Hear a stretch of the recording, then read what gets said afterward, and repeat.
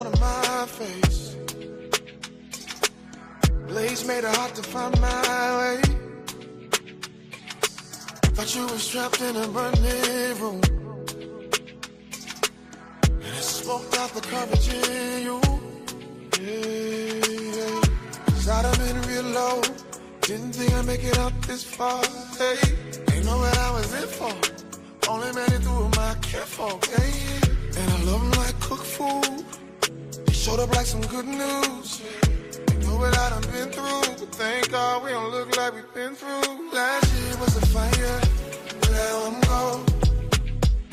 Walked out a survivor, out of the storm. It came down to the wire, no slack call. Last year was a fire, now I'm gone. Walk around like I'm gone. Glow look good on you, the glow look good on you. Glow look good on you, the glow look good on you. Walk around like I'm gold. Glow look good on you, glow look good on you. Yeah, glow look good on you, glow look good on you. Still trying to get used to the smile on my face. It's been a while since I've seen it this way. So far from being stuck in my bed. Whoa. Finally got control of my head. Yeah. Cause I'd have been real low, didn't think I'd make it out this far. Ain't know what I was in for, only made it through with my kinfolk. Hey, and I love 'em like cooked food. Yeah. They showed up like some good news. Yeah. Ain't know what I've been through, but thank God we don't look like we've been through. Last year was a fire, now I'm gold. Walked out a survivor, out of the storm. It came down to the wire, no slack call. Last year was a fire, now I'm gold. Walk around like I'm gold. Gold look good on you, gold look good on you. Oh yeah, gold look good on you, gold look good on you. Walk around like I'm gold. Gold look good on you, gold look good on you. Gold look good on you, gold look good on you. Oh, you, you know what we've been through. We don't look like what we've been through. You don't know what we've been through. We don't look like what we've been through.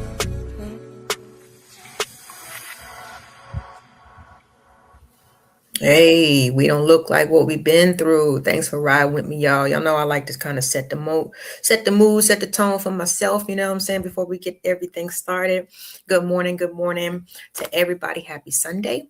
Whether you're watching live or on the replay, welcome to another episode of the LA Project. I hope everybody's having a great one. Getting their breakfast in, you know what I'm saying? Getting a little coffee, so you know what I'm saying? I got one left. Fruits, man. You got to get your fruits in. If you can't, sometimes you can eat your water. Pause. But you can, you know what I'm saying? Getting your intake of fruits and vegetables can make sure you stay hydrated and get all the extra vitamins and things that you need. Okay. So please go ahead, tell a friend that we live. Come on in, hit the like button. It's absolutely free. And we get ready to start the show. All right. Let's talk Nature Boy and carbonation. Let's go.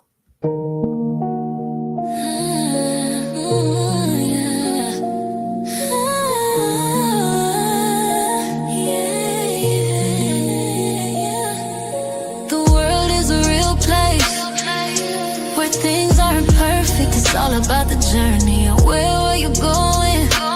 Fire in my eyes, I keep on growing.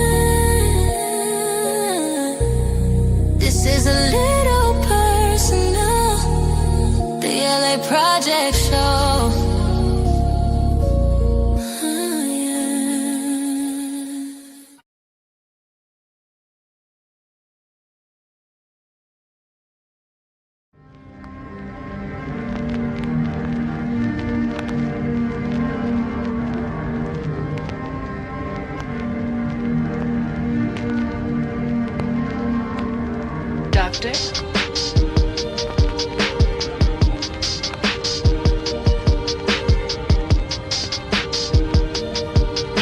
violin. Shouts out to y'all. Welcome on in. Welcome on in. It's time to start the show.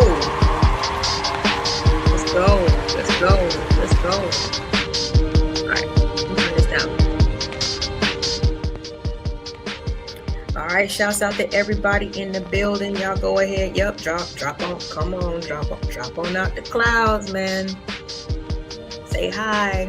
Don't do me like that. What's going on, Keon? We got Young Riaz and the Cynical One up in the building. All right. Hold on. Still too loud. Give me a second. Okay. That's better. All right. Y'all make sure that y'all hit the like button on the way in. You know what I'm saying? That costs you nothing. Helps out the channel so much. Lets me know, you know what I'm saying, I'm doing the right thing, that y'all want to see me keep coming back, you know what I'm saying, with more what's on my mind, right? So I just wanted to, you know what I'm saying, do a stream because I don't know, certain things I have followed, you know, like I have certain cases and certain situations that I've actually been a witness of, like since, you know, way back when type stuff. And when it comes to fruition, it's always kind of crazy, you know what I'm saying? Like I've followed different people like on Instagram and things like that. This is back in the day. For one reason or another, because they were influencer, they made products or whatever, and then the next thing you know, I see them have a book published, or now they got a whole line of cosmetics that that's found in major stores and stuff. Like even hair companies, like, you know, Carol's Daughter, like there was an independent hair salon that I used to go to back in the early 2000s. This is even when I, you know, was still getting relaxers and stuff like that, so it's a long time ago. But they always had these jars of whipped body butters, you know, and stuff like that, and it was Carol's Daughter. So I would buy them, you know what I'm saying, on my way out, so I can gift them to my mom and my sister and things like that. But it's always really like, I don't know, it's kind of crazy, you know, when things that you find special, that maybe like, or different or interesting that the rest of the world doesn't, and then come to find out it actually was a little something for you to be paying attention to. So I wanted to talk about cult-like activity and also review the Nature Boy documentary. Of course, I can't do it in the way that we would like to with the visuals and all that stuff, because, you know, shouts out to Hulu. They put it together and everything, but you know how they do. I'm not trying to get struck like that. So we're just going to have to talk about it. But I did find some of the original live streams that he used to do, so you guys can take get a real feel of how this gentleman, you know what I'm saying, how Nature Boy, Eligio Bishop, aka Nature Boy, handled the cult and some of his ideologies. You will actually be able to see that because I do have some of the live streams, okay, that he had put out. Now, this is something that has been evolving. I think it started on Facebook, eventually to Instagram, to YouTube, and now the world. All right. Oh, can't forget Bigo. Bigo was that was a whole nother level, because you know it's the Wild West over there. What's going on, Candy Cane? Good morning to you. Good show yesterday. Sorry I had to drop, but I had to make a run, and then the panel got full, so I was just like, yeah, let me just listen from the clouds. But good show. That was a good topic, and I think that I'd like to do some more of those, if you don't mind. You know what I mean? Because there's a lot of things like I had put into, like, or I did a show maybe 2 shows ago, like it's starting to make sense, because there's always a backstory, you know what I'm saying, to why people are the way they are. You know, nobody's just born this way. You know, I think it's a mixture of nature and nurture, and it should be explored. All right. So who else we got up in here? The chat is chat. I love you guys. You know what I'm saying? Y'all just get along so well. Everybody just, you know, is cool and chill up in here. We got the plug in the building. He says, good morning to you. Good morning to you. All right. So I have been kind of busy. Before we get into the Nature Boy stuff, and first of all, how many people out there have actually watched the show, have actually watched the documentary, or are aware of, I guess, the whole situation? If you have, you know what? Never mind. Let me put this poll in the chat real quick, because I want to know how many people have actually watched the documentary. Because believe it or not, I don't know, like, there's always a saying that women like crime shows and stuff, and there might be some, some truth to that. We've done a show on that some months ago. Who is Nature Boy? Okay, well, you gonna get an education today. He's got a documentary. It's a four-part episode series on Hulu that they put together.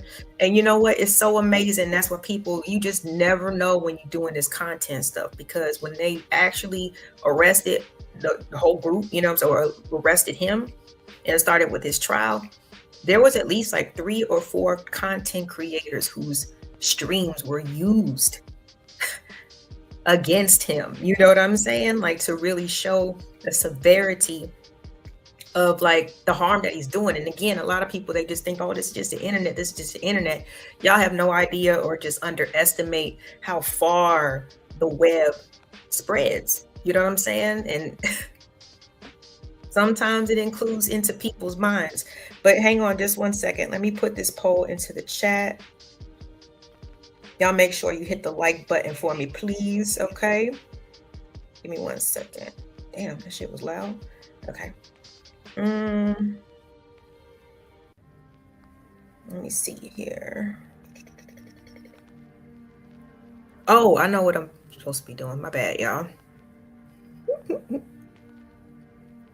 Y'all give me just 1 second. Might have to go to my live. I got so many damn tabs open. But no, I haven't really been around that much. I've been kind of refocusing some things. I'm working behind the scenes on another certification, just something that will kind of solidify me and my family's future, especially financially. So y'all forgive me if I've neglected the chat. I've neglected my moderating duties, neglected y'all streams. My bad. I know you understand. Shouts out to all the new subs out there. Make sure that you turn that notification bell on. So you know when I go live. I don't really have set days and stuff. All right, let me just put this poll in the chat really quick.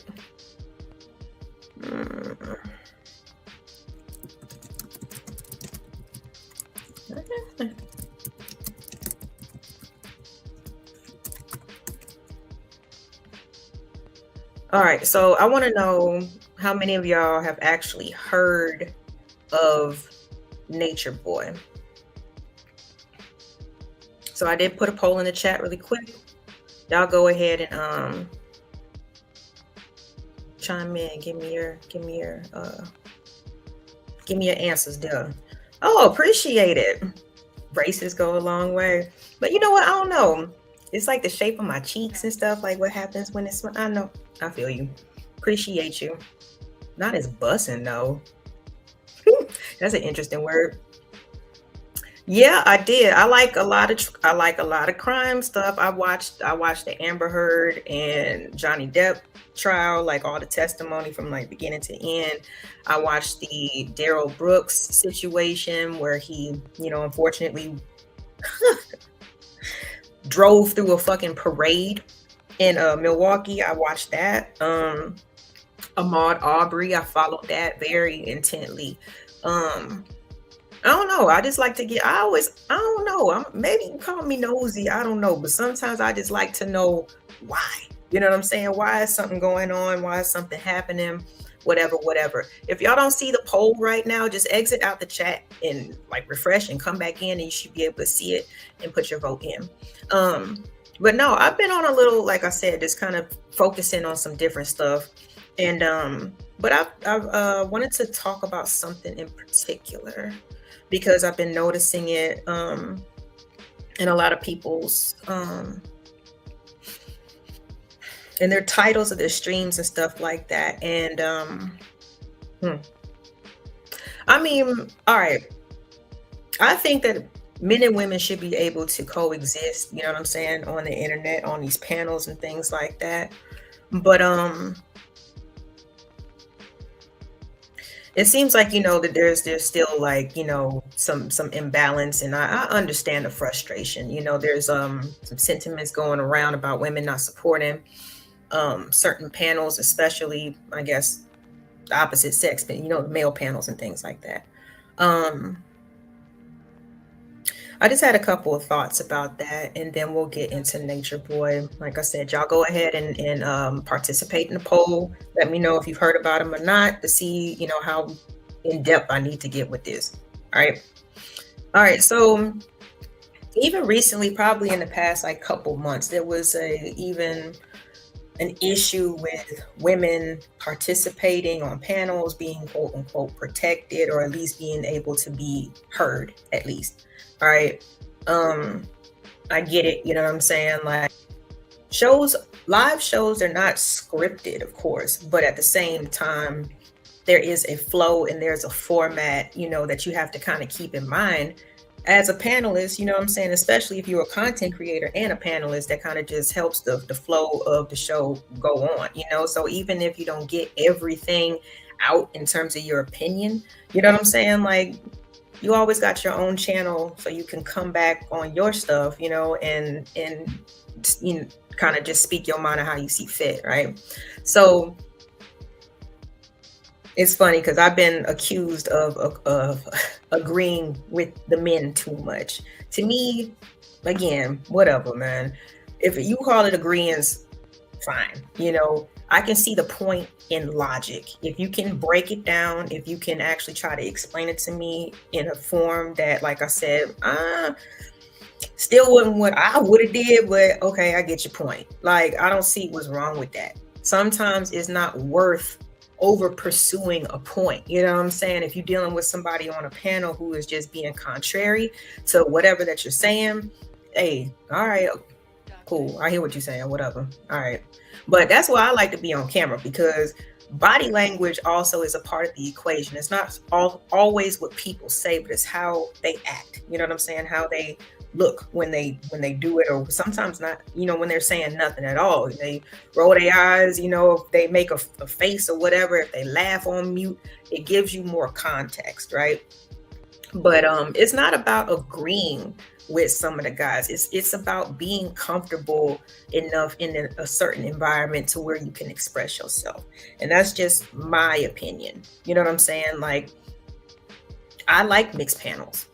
I do. I don't want an echo chamber. I don't want somebody that's always going to agree with me. You know what I'm saying? I'm about expansion. Like, I'm about learning some new shit. You know, put me on to something. You know, that's what I'm on. Or at least let me try to tell you what I've known or what I've learned and experienced and stuff like that. But I don't mind a little intellectual sparring. But unfortunately, it's just because, like, most of the time when women have an opinion, you know, it's just that's automatically deemed as being disrespectful. And it's just like, oh, well, shit. Yeah, that's when everybody wants to become feminist and be like, okay, well, shoot, I feel offended. I feel disrespected. So I'm finna handle you like a nigga. Like,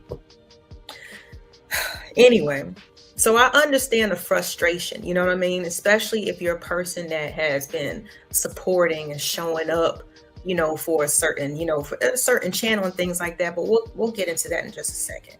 But it's not about agreeing all the time. It's just about being comfortable enough. Like, my brother gets on my goddamn nerves, but I love him, you know what I'm saying? And I would have any conversation with him, and we would go back and forth, and we would argue with a damn smile on our face, like, and go back to everything like it's nothing, and that's how it should be. Those are places that I like to frequent, you know what I'm saying?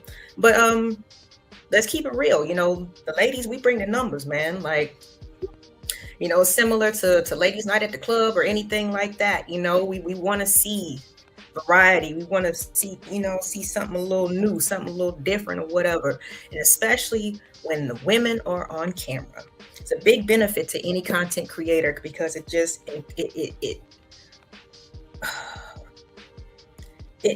benefits the quality of your stream. I don't know why I was stuck for the word for benefit. It's a good thing for your stream. You know what I'm saying? The quality of the stream goes up when you can actually see the people because, like I said, you get more context with their body language and all that stuff, all those unspoken things, right? You kind of get a little bit of peek into it. So it's like we can't act like women don't benefit, you know what I'm saying, any channel. And I mean, there's different reasons. I think that a lot of guys, especially the content creators, they actually like to have conversations with women.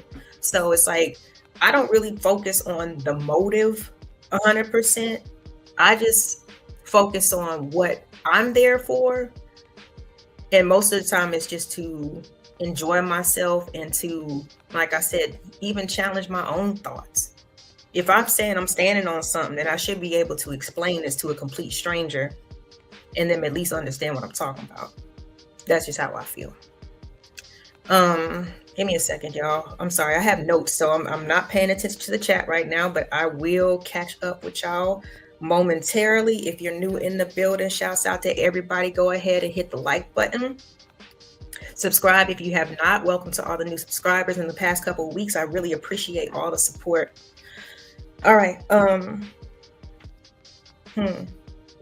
Yeah, so I don't really focus on the motive of the actual content creator. It's just more of like, okay, because all this stuff is live. If I'm a fellow content creator or whatever, it's a good topic that's going on, I have something to contribute to it. Guess what? That means that's something that I could potentially clip, repurpose for my own self. So it's not about the overall conversation. You know what I'm saying? It's like, I think we all are, here for different reasons. And most of the time it's for entertainment and to enjoy ourselves. But sometimes it's for other reasons, and that's okay too. But I do want to say something really quick because I think people in general need to keep in check their expectations. Okay. There was actually a video that we reviewed the last episode. He was Lee Hammond, I believe is his name. He's a diagnosed narcissist that makes content about narcissism and narcissistic people and tendencies. And he said something like, and I'm paraphrasing because I can't remember, but I do vaguely remember. He said something like expectations are basically an agreement for resentment. All right. Because I think a lot of people, we walk around and we expect other people to act like us. You know what I'm saying? Like, we know how we would treat the people that we love, the people that we appreciate. We know how we would show up for them. We know the things that we would, we would do for them, right? But at the same time, that other person, that's not necessarily what they believe. And, when we go around expecting other people to treat us in the way that we would treat ourselves, it's kind of, it's going to just put you in the position to be disappointed. So if you want to be, if you are a woman, you know what I'm saying, that wants to support certain content creators, and just do it because you really want to. You know what I'm saying? Not because you're expecting something back. And I'm not saying there's anything wrong with that. But at the same time, I'm just telling you, 9 times out of 10, you're going to end up disappointed because ain't nobody going to do you like you can do you. You understand me? Ain't nobody going to treat you or love you the way that you would do yourself. Okay? So we just got to know that. Got to keep that in mind. So if you really want to be there, if you say you like somebody, you like a content creator, you like that, have your reasons, but make it make sense to you. And just be able to just do it freely. You know what I'm saying? So it's not like it costs you nothing. You know what I'm saying? It don't cost you nothing. Just like right now, it don't cost you nothing to hit the like button. It don't cost you nothing to be here. You know what I'm saying? Like, it's all for the free 99. So if it doesn't take away from you personally, then there's no problem with supporting. But expecting a certain type of treatment or a certain type of response or a certain type of reaction, I'm sorry, love, it's just going to leave you disappointed in the end. And what I suggest is, if you are a woman, content creator, excuse me, y'all, that feels that way, what I suggest is that you start putting more energy into your own channels. You know what I'm saying? Putting more energy into your own projects. Find out where you need to tighten up at. Find out what works for you or what works in general when it comes to other successful channels. You know what I'm saying? Ain't nothing wrong with a little comparison, a little bit of self-critique. There's nothing wrong with that. And yeah, I mean, like, that's just basically that's a easy solution. You know what I'm saying? Focus on you. Focus on building your own network, your own supporters, your own followers. Like, sometimes we gotta find them ourselves. Sometimes the supporters, they don't find us. Sometimes we gotta find them by pumping out that consistent good content that aligns with our message, that aligns with with ourselves. Give me 1 second, y'all. I thought it's the wrong cord. Give me 1 second. Let me plug in my computer, and then we'll start the review. But I hope y'all know what y'all feel what I'm saying, though, because of course things don't always go as we planned it to, or like as we would like it to. You know what I'm saying? But we got to be prepared. We got to be able to keep it moving. You know what I'm saying? We got to be able to keep it moving. So that was just my quick little spiel about some things that I've noticed in the space since I've kind of been quiet and gone. Okay, let me catch up with y'all in the chat. Let me see what y'all saying. Hold on.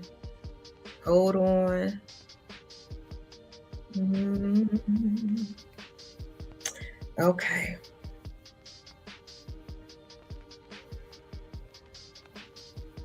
Okay, so let me see here. All right, well, that's your opinion. That is your opinion.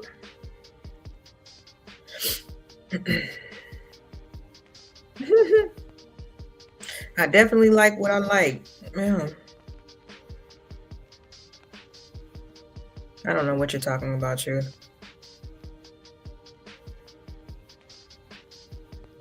Disagreement and disrespect are different terms but can relate. That's true. Just depends on the circumstances, or I guess what triggers the disrespect.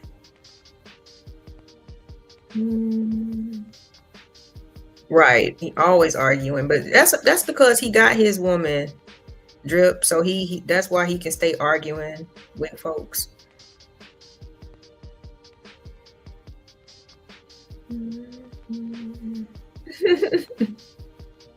Oh, y'all just going back. Damn. What's going on, Terry Dow? Shouts out to you. You've heard of Nature Boy through commentary from Sweet Ma on YouTube. Again, like I said, I got some actual footage of some of his work. So we gonna get into that. What's going on, Uda? What's going on, Uda? All right. Are you back in the States? By the way, I'm not trying to get all up in your business, but I was just wondering, are you still in Japan, or are you back home?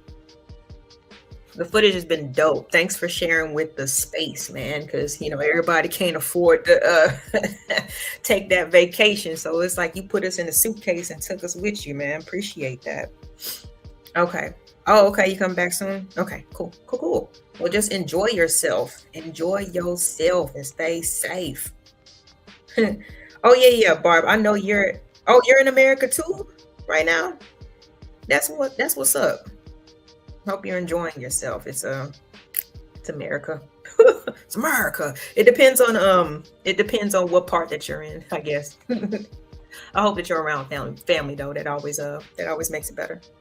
Okay, so we're gonna get into the documentary. Who is Nature Boy? Okay. Now, while everybody else was fight clubbing and doing all this, this other stuff, on YouTube, there was other sectors that was, that was putting out content and things like that. Me personally, I was more on the Black consciousness tip. You know what I'm saying? I like history. I like to, like I said, get to the bottom of things. I like to ask why. So even I was listening and stumbled upon, I think he's an African shaman. His name was Krato Mutwa. This nigga was talking about extraterrestrials and everything. I was just intrigued, after a long day at work, watching the replay, smoking a blunt, like shit, I was in there. You know what I'm saying? I was tuned in. So young Pharaoh, of course, we all know about him, right?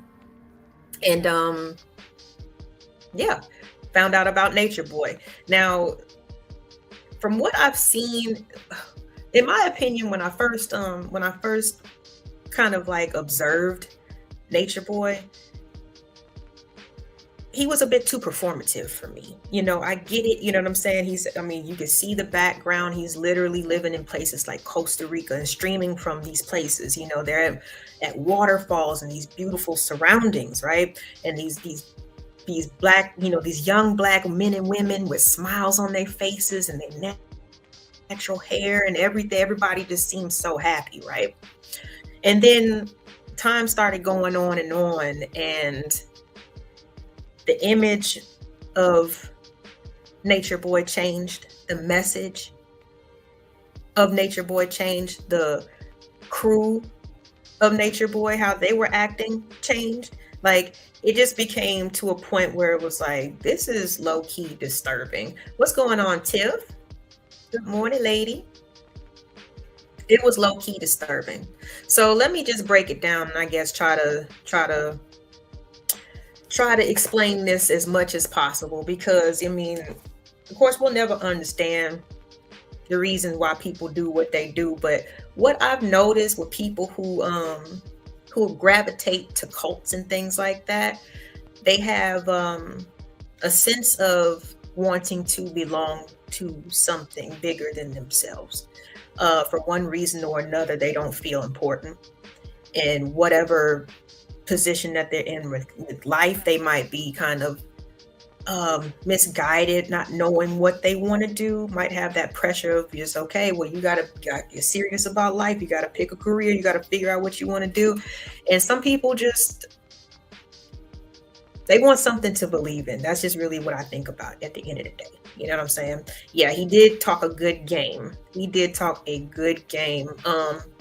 I think honestly though, all you needed to hear like really was like one of his streams, and then like after that it was just like on repeat. You know what I'm saying? So like you can get the gist of what he's saying, but like his game wasn't really good because it was just it was repeated so much. And that was another thing that Aaron, aka True, and that's the light-skinned dude with the hazel eyes, if y'all remember, he was one of the people who actually testified against him after leaving the cult in court. All right, that's one thing that he was saying. He was just like, when you're forced to listen to hours of repeated information,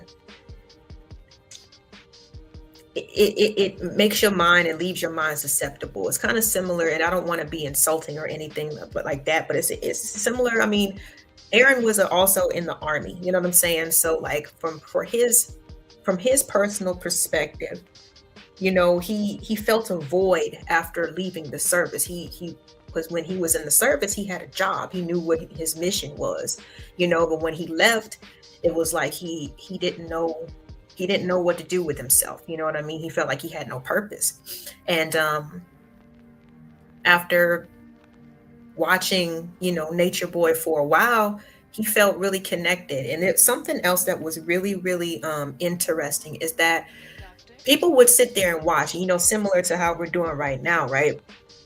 and you're admiring this person who seems to have so much knowledge about life, the universe, how things work, healing themselves, all this, all this other stuff, right? And then eventually this same person with all this knowledge is actually responding back to you in the chat.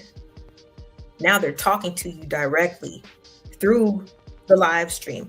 They're gradually making small gestures in their situation that mean a big deal to just a person who's looking on, a person who wants to be down. You feel what I'm saying?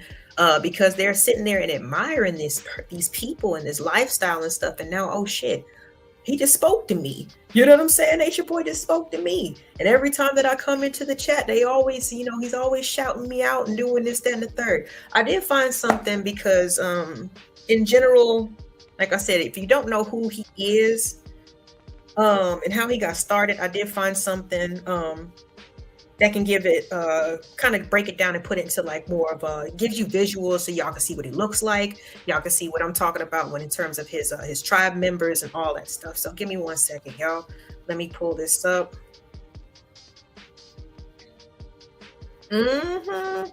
Yeah, I mean, especially because hindsight is 2020, Tiff, man. Like homie's eyebrows remind me of devil horns. Like I don't care.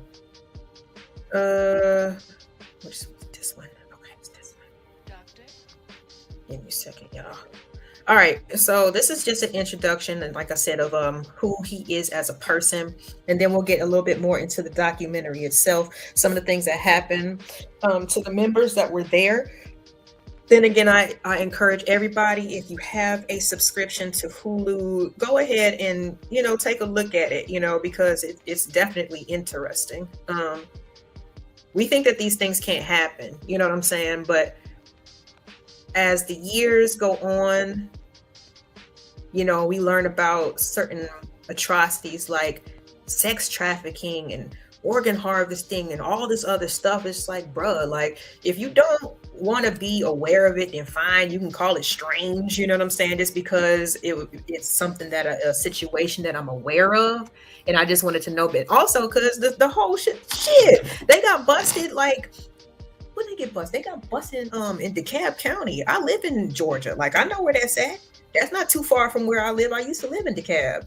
So it's like we think that everything is just like, oh, it's just so far away that it can't touch us. It can't touch one of our loved ones. Like, we don't know who is feeling, like I said, that void of not knowing what they want to do with their lives and want to be part of something bigger or better than themselves, like some type of gang or cult. We don't know. But again, I guess, the rest of us strange people, we will be like, okay, yeah, we know what to look for. While the rest of everybody else is still like surprised and shocked and in denial, like this shit don't happen. So let's go ahead and pull up this video so y'all can see for yourselves. A little introduction of Nature Boy. Let me see.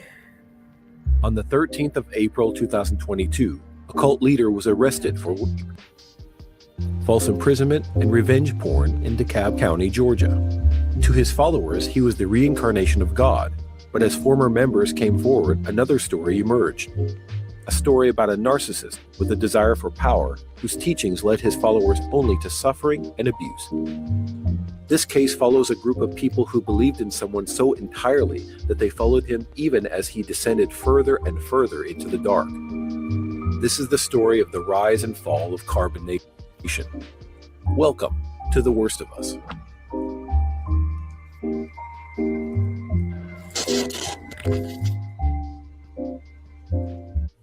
And you can find interviews on like what is that, the Street Stars, whatever the the podcast with the blue couch, y'all know what I'm talking about. But let me see here, that was Janae has done an interview. Velvet, who was technically Nature Boy's quote unquote wife, has done an interview separately. Aaron and Solar as well. There's some of the people who have came out and spoke about their personal experience of being in the cult. So it's just like, we can we can definitely celebrate the fact that there's certain people who got out. Even though he's still currently locked up, there are probably, I say, about 2 or 3 of his quote unquote wives who are still on the outside advocating for his release. So everybody didn't break the mental chains of the cult, but there are some who did.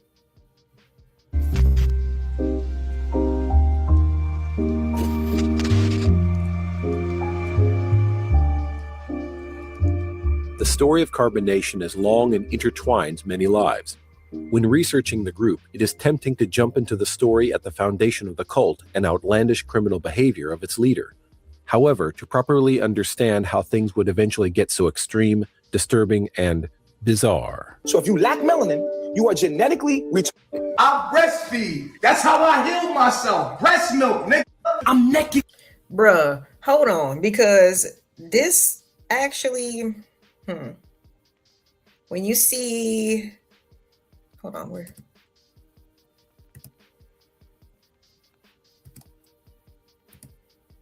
Give me a second, y'all. Damn.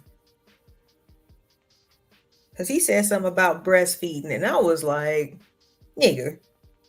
But I actually do have that live stream. And he actually did, basically suck a titty live on Sonetter's TV on his stream. It was crazy. He was interviewing him about his following and everything like that. And this nigga went on some type of tangent talking about how breast milk is beneficial to adults and how it heals him. And yeah, he did that live. So we'll take a little peek at that as well. But no, I'm not a peek at him actually doing that, but a peek at the actual live stream that was featured on this documentary.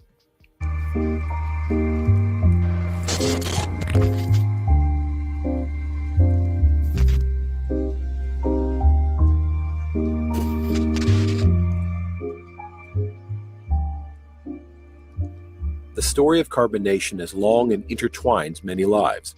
When researching the group, it is tempting to jump into the story at the foundation of the cult and outlandish criminal behavior of its leader. However, to properly understand how things would eventually get so extreme, disturbing, and bizarre. So if you lack melanin, you are genetically retarded. I breastfeed. That's how I heal myself. Breast milk, nigga. I'm naked with my kids. I have sex in front of my kids. Don't you ever? Yeah, see, this is when it started to get a little bit like I said, extreme in terms of his beliefs and his presence online. But when he first started, it was more, he was more pulling on the heartstrings and coming from the perspective of the new Trump administration. There was a lot of, unfortunately, a lot of Black deaths at the hands of police officers that were televised. Sandra Bland's, the Philando Castiles, and a lot of people, similar to even like how I hear people talking right now. A lot of people were they didn't want to be in America anymore. You know what I mean? They wanted to get out, and so he used that angle at first, and it just, the more that he went live, the more that he advertised and sold this lifestyle and this dream, he did end up getting a lot of people to fall for it. I mean, turn over all their earthly possessions, debit cards, money, putting it in the pot, for the betterment of the group, taking away the passports and things like that. As soon as they got there, like, being denied health care. I believe there was at least two births that happened while this group was, living in the middle of Costa Rica, and I believe they ended up in Belize as well at one point in time. Now they kept getting kicked out of these other countries because this nigga Nature Boy just really did not want to adhere at all when it came to stamping passports and just being documented. It's just a part of the game. You know what I'm saying? Like if you want to be living in a different country, it's like, or you want to live off the grid. Yeah, it makes it. It sounds nice, but I mean, there's still procedures that you have to go through. You know what I mean? So they kept getting kicked out. Yeah, he he believed in a lot of crazy stuff, Keon. The bathing stuff, the using the bathroom outside because the trees, they come from the soil, and when we don't give back to them, it's like we're abusing them. It was just craziness. But there's a lot of different characteristics of a cult leader that plays a part into that. Usually cult leaders have a lot of charisma, and even I'm starting to hear this dumbass argument now of how, oh, well, Jeffrey Dahmer, actually, they said he was actually a very charismatic person and this, that, and the third. I mean, yeah, it probably so was, what's his name? Charles Manson. And you know what I'm saying? Like it's something that's telling. A charismatic, you can be charismatic and of course not be a cult leader, but there is a limit to it. You know what I mean? And that's usually if they only have when they only have a trusted inner circle. There's only a couple people that really are close to them, if at all. You know what I mean? But members are discouraged from questioning anything. And as soon as you do question something that it's kind of seen or interpreted as not being loyal or not having faith in whatever system that the group is believing in at the time. It's a shaming tactic, basically, right? So charisma, right? They got a us versus them worldview, and Carbonation definitely did. They originated, like I said, just talking about living more of a simpler life, a violent free life. They promoted healthy living, simple living, being sustainable, basically leaving the hustle and bustle of city life, because it's another another popular argument that a lot of people who are part of the 9-to-5 system, we just working to pay bills type shit, right? So he would use things like that to appeal to the especially younger crowd, because there wasn't too many like mid-age or older people that were a part of this cult. Yeah, and solving issues non-violently. Those were some of the early the early ideologies, when it came to Carbonation. But of course, as time went on, the heat changed. The heat got turned up, the message got perverted. He's changed his name quite a few times. I believe some of them being Eligio the Christ and Three God. He started to refer to him as basically Jesus Christ reincarnated towards the end of his reign, right? But of course, to get people, you can't just you can't just come off rip with with the title on your chest, or on your forehead, because you're not gonna get the people to sign up for that. You gotta be a little deceptive, you gotta be a chameleon type shit. So he started off with this healthy living, and he's just looking so fit, and melanin, and yay, we're gonna just we're gonna live off the grid, and we gonna get away from the hustle and bustle and this, that, and the third. But eventually, like I said, when you gotta go somewhere, and as soon as you get there, you can't keep your passport, they asking for all your bread. Like, you got to pay to be in an organization. Like, that's like saying, like, if you got a job offer, but they just like, oh, okay, well, we can get you started, this, that, and the third, but we're going to need a small fee. Like, if you ever have to pay to, to do something that's supposedly beneficial or something like that, like a job or like an organization, is 9 times out of 10 is a scam, right? Well, we know that now for sure. But yeah, these people would have to basically give up everything that they had, just pretty much like off rip. And once that happens, you're stuck. You know what I mean? Because you done caught probably a one-way flight, like I said, to Costa Rica. You know, everything was super impulsive. You know, if you were one of these people who ended up being recruited by either one of the members who would have their own live streams going on, talking to people, recruiting, oh yeah, reflection, you should, you know, come on here and come on, you know, join, what they would say, come to the sun. Real impulsive, what do you have to lose type shit, you know? And these people would, like I said, they would be young and they would have these voids going on where they don't, you know, they wanted to belong to something and they would end up going out there. But eventually, like I said, the ego got out of hand, you know, where he was running the men and the women, telling them what they could and could not eat, who they could and could not date, forcing relationships, you know, or partnering relationships with people who didn't know each other or didn't desire to be together.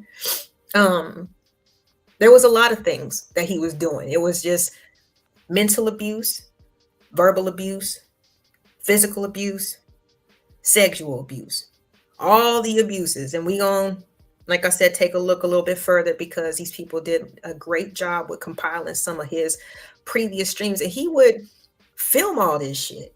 You know what I'm saying? Most of the time it would be, well, eventually he moved to Bigo. And if you guys know about anything about Bigo, you know, it's like the wild, wild west. Anything goes over there. People just do nothing but watch bullshit. It's like the Zeus of social media, right?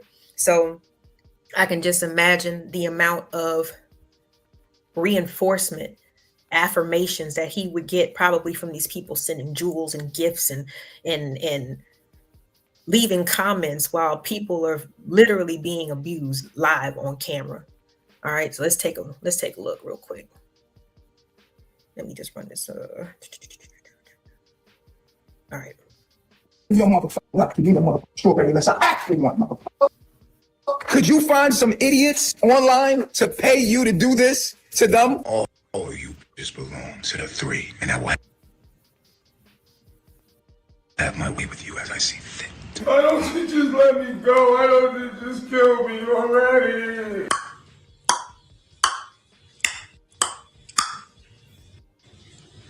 Oh, baby.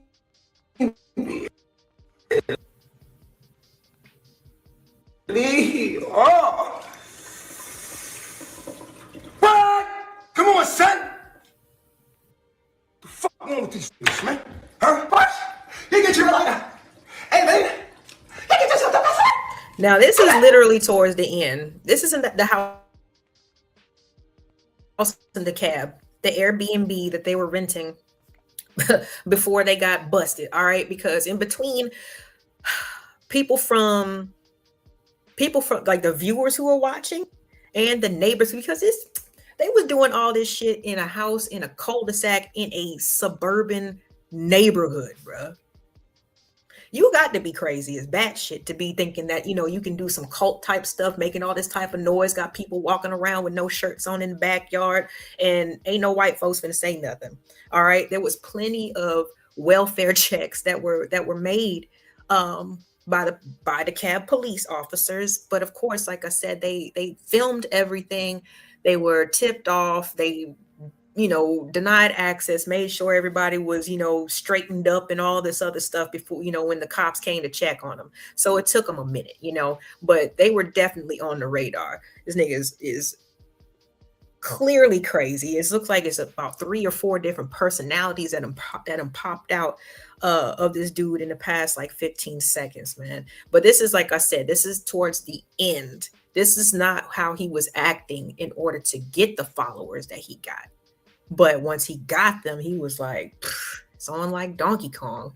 What's going on, L Boogie? Happy Sunday to you. Yes, support the LA Project. Okay, we have some goals today.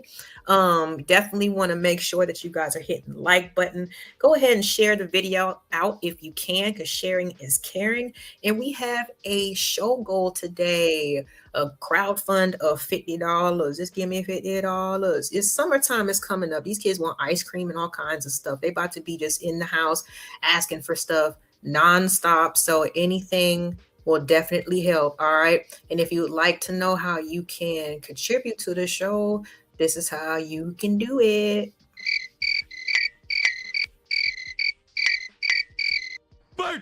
With $10,000, we'd be millionaires.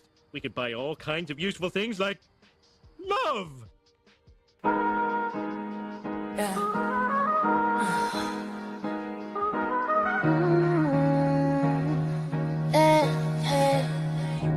Like what you're hearing, let me know. Support the show. Hey, bro, Venmo, Cash App, baby. Support the show. Let's keep it going on.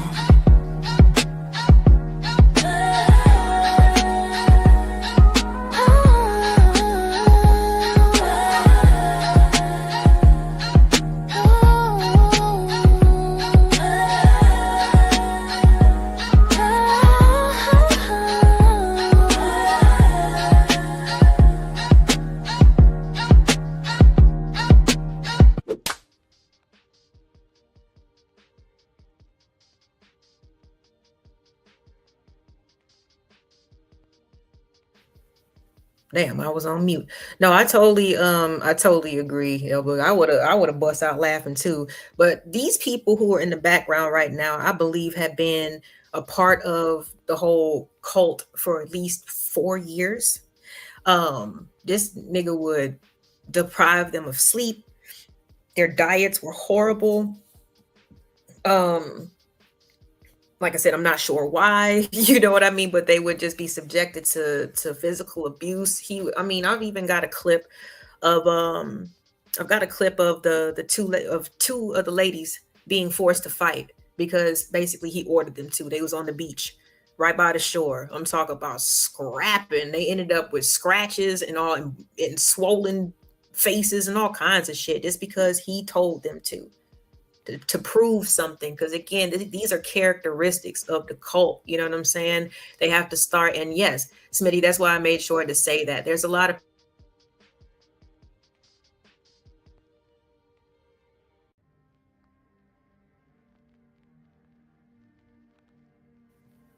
okay, I was muted again.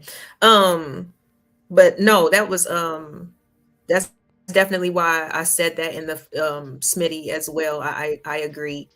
You know, they don't the question usually is how do people end up so deep into it? You know what I'm saying? Like, how do they not bust out laughing hearing some crazy shit like this? And it's because, you know, in the beginning, they bond with you in a different way. They do come off chill, very complimentary, you know, welcoming, all that good stuff. Yeah, they never let you know that they're just nuts off top because nobody would sign up for that.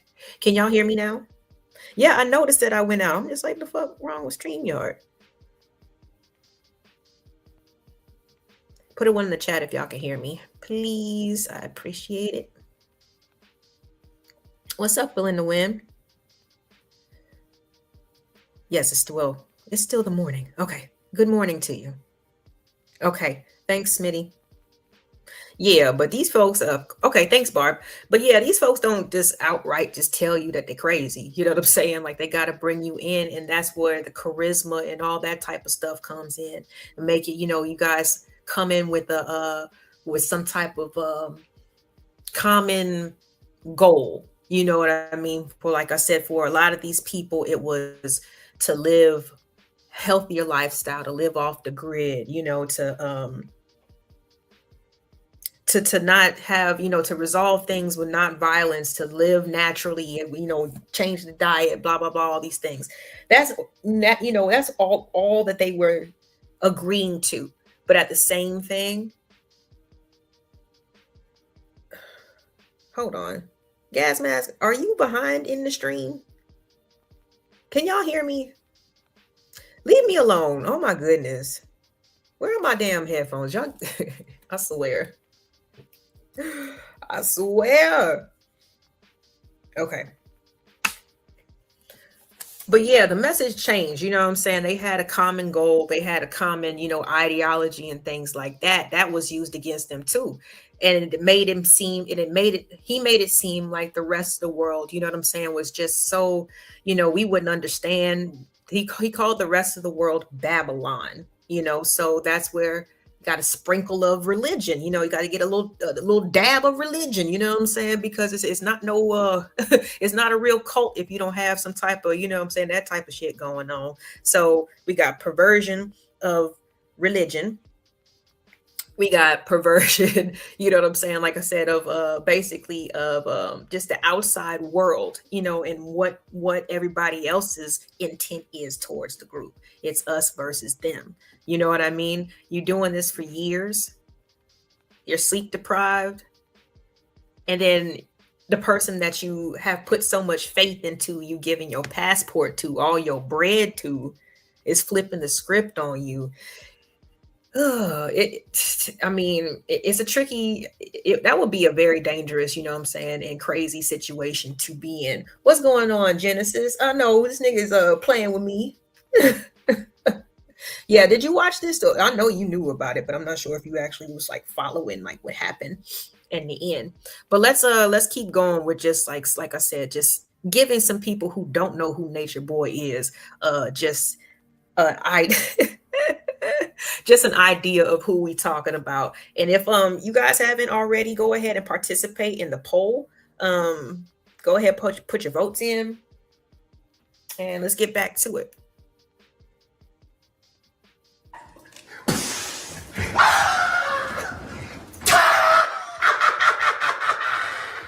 We have to begin with the story of one man.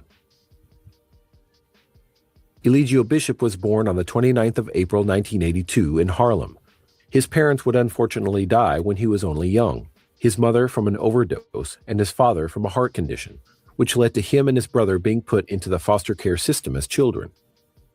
Eligio would later detail being abused by a man called Mr. Pope around this time, when he was only 6 or 7 years old.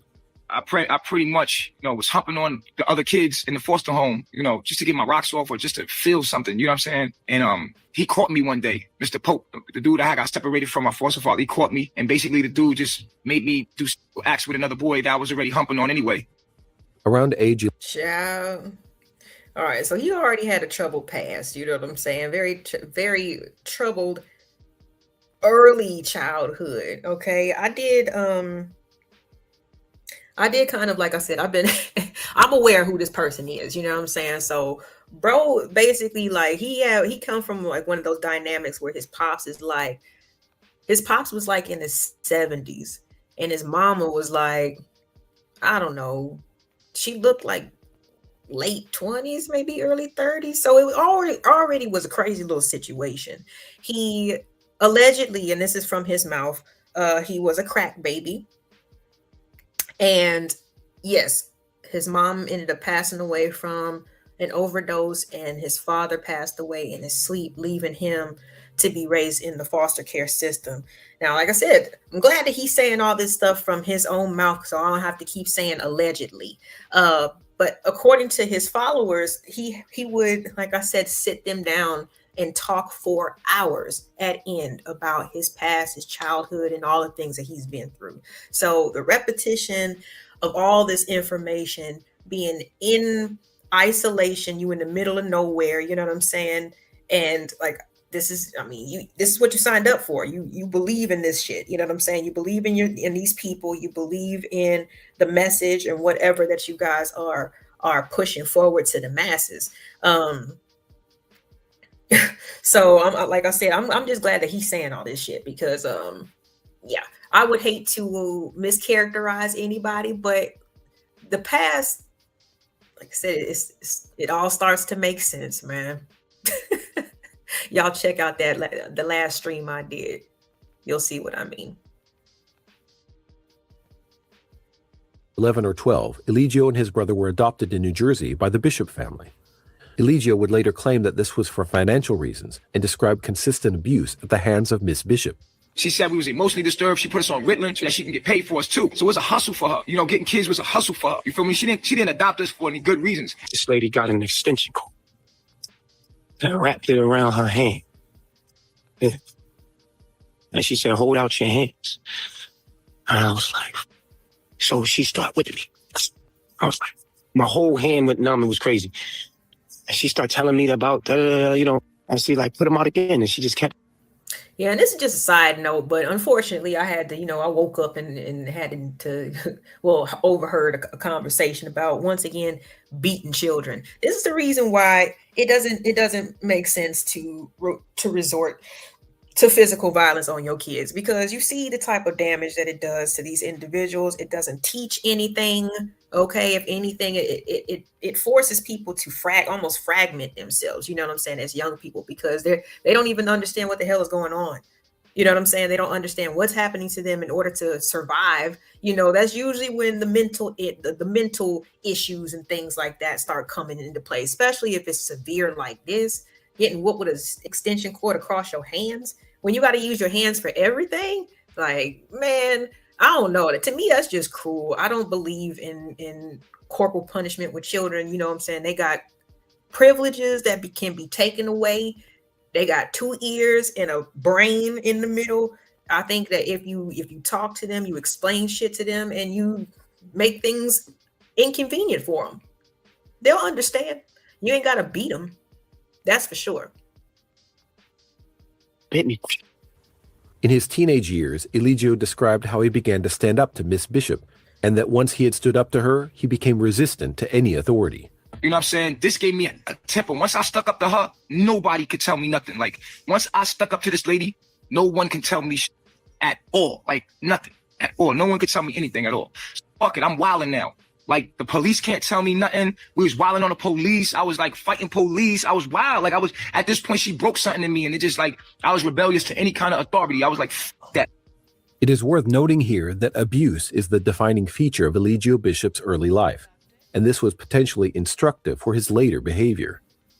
The intergenerational cycle of abuse is a pattern whereby victimized people can become abusive themselves in later life, linking abusive behavior to feelings of power, inadequacy, insecurity, or grandiosity. Although it is certainly not always the case, and many people are able to break this cycle, it seems entirely plausible that Eligio's early victimization could have led to the abuse he would go on to perpetrate later in life. Around age 13, Eligio had fallen in with a bad crowd and ended up in Jamesburg Juvenile Jail. And from there, I went to Jamesburg. Jamesburg was a prison for boys. And in Jamesburg, it was a lot of fighting. You feel me what I'm saying? Like, I think I died one time in there. I got jumped by 20 Latin Kings. Now known as New Jersey Training School, Jamesburg is an infamous juvenile detention center for boys described as a house of horrors and hell on earth, which has faced calls for its closure due to its appalling conditions and stigmatization of underage people as criminals. Eligio would spend the next 3 years of his life in Jamesburg, being transferred to maximum security prison when he was 16 years old, and only re-entering the population aged 19, having been incarcerated since 13. He claims that he trained with the Marines following his release. I went to the Army. I went to boot camp in Fort Knox, Kentucky, in the middle of the winter, training with the Marines. I was training with the Marines. It was crazy. Basic training with the Marines.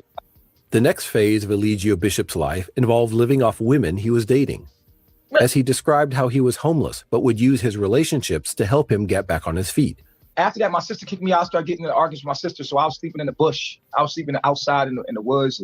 But I always had women. Like, even when I was broke, I always had a whole bunch of women. Like, I was the dude that was like, yo, Lee, where the bitch at? He's always coming like, yo, Lee, where the bitch at?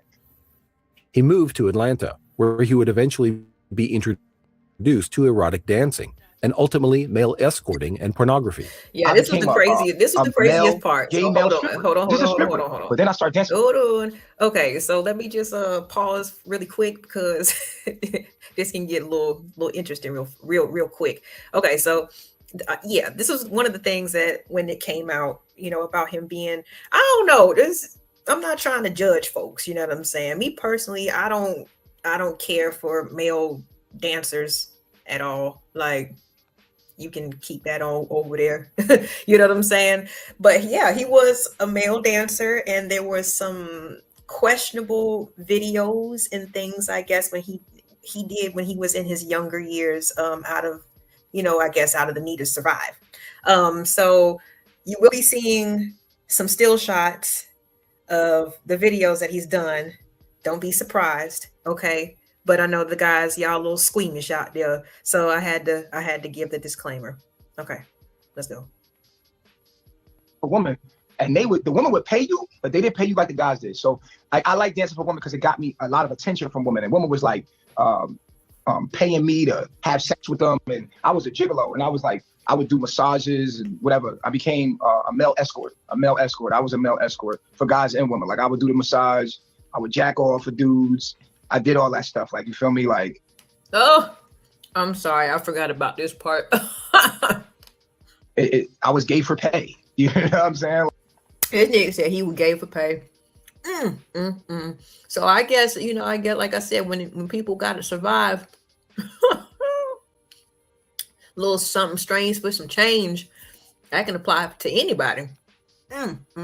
Like I was that word. I made a lot of money. So when you see me on that, they show you like a doctor video and shit. Yes, I was young. I didn't know about he the internet, did. and he didn't pay me no fucking $50.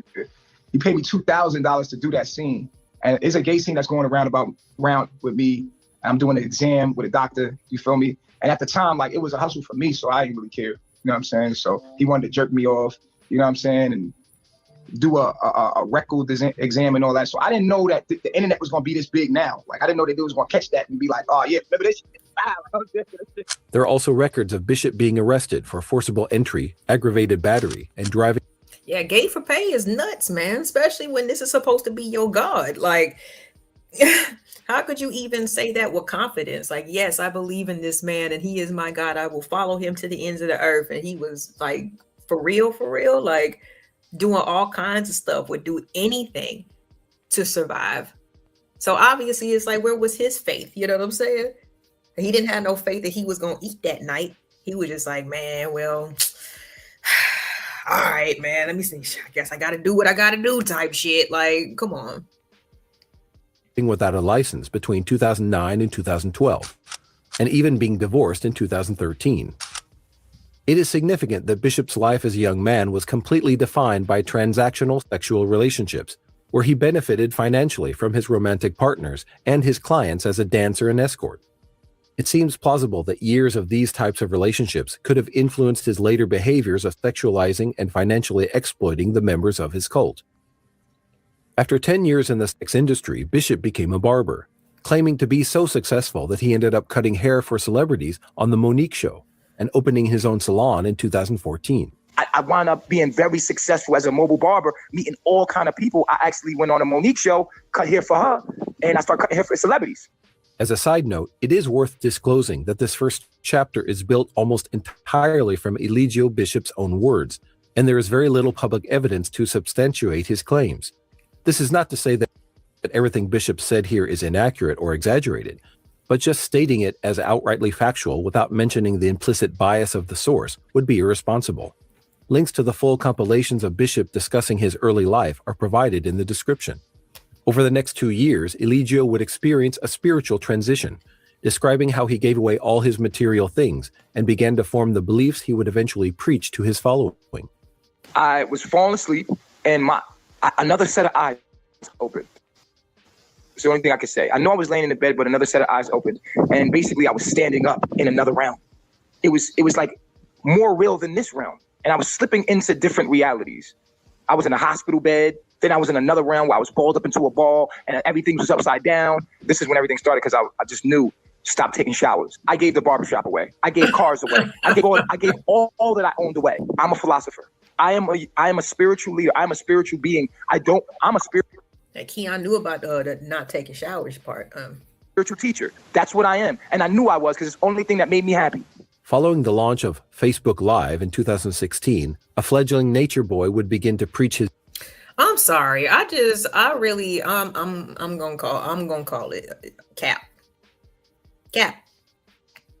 If you have a successful barbershop that you own, you cutting celebrities' hair, including on the Monique Show. I remember when I know I had some friends that was on the behind the scenes in the filming crew for the Monique Show. You know what I'm saying? A lot of black people got paid. Monique helped pay a lot of black people in the city, right? But if you got all that going on and you just woke up one day and was like, oh, let me give away all my earth, I call cap, man. I don't give a damn. I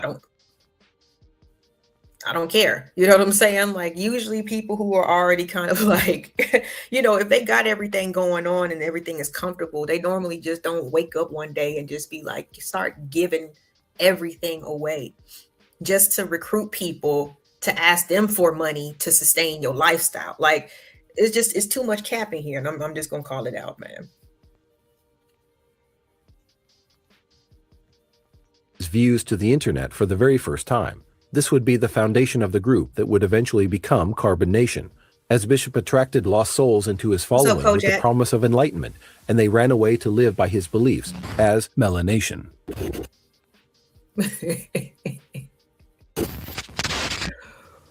Right, where did the whole like stop taking shower shit come from? Like I said, that's cap, man. That's cap. He just wanted a reason to be trifling and to live life the way that he wanted to. You know what I'm saying? He already got all these other little kinks and situations that have happened in his past,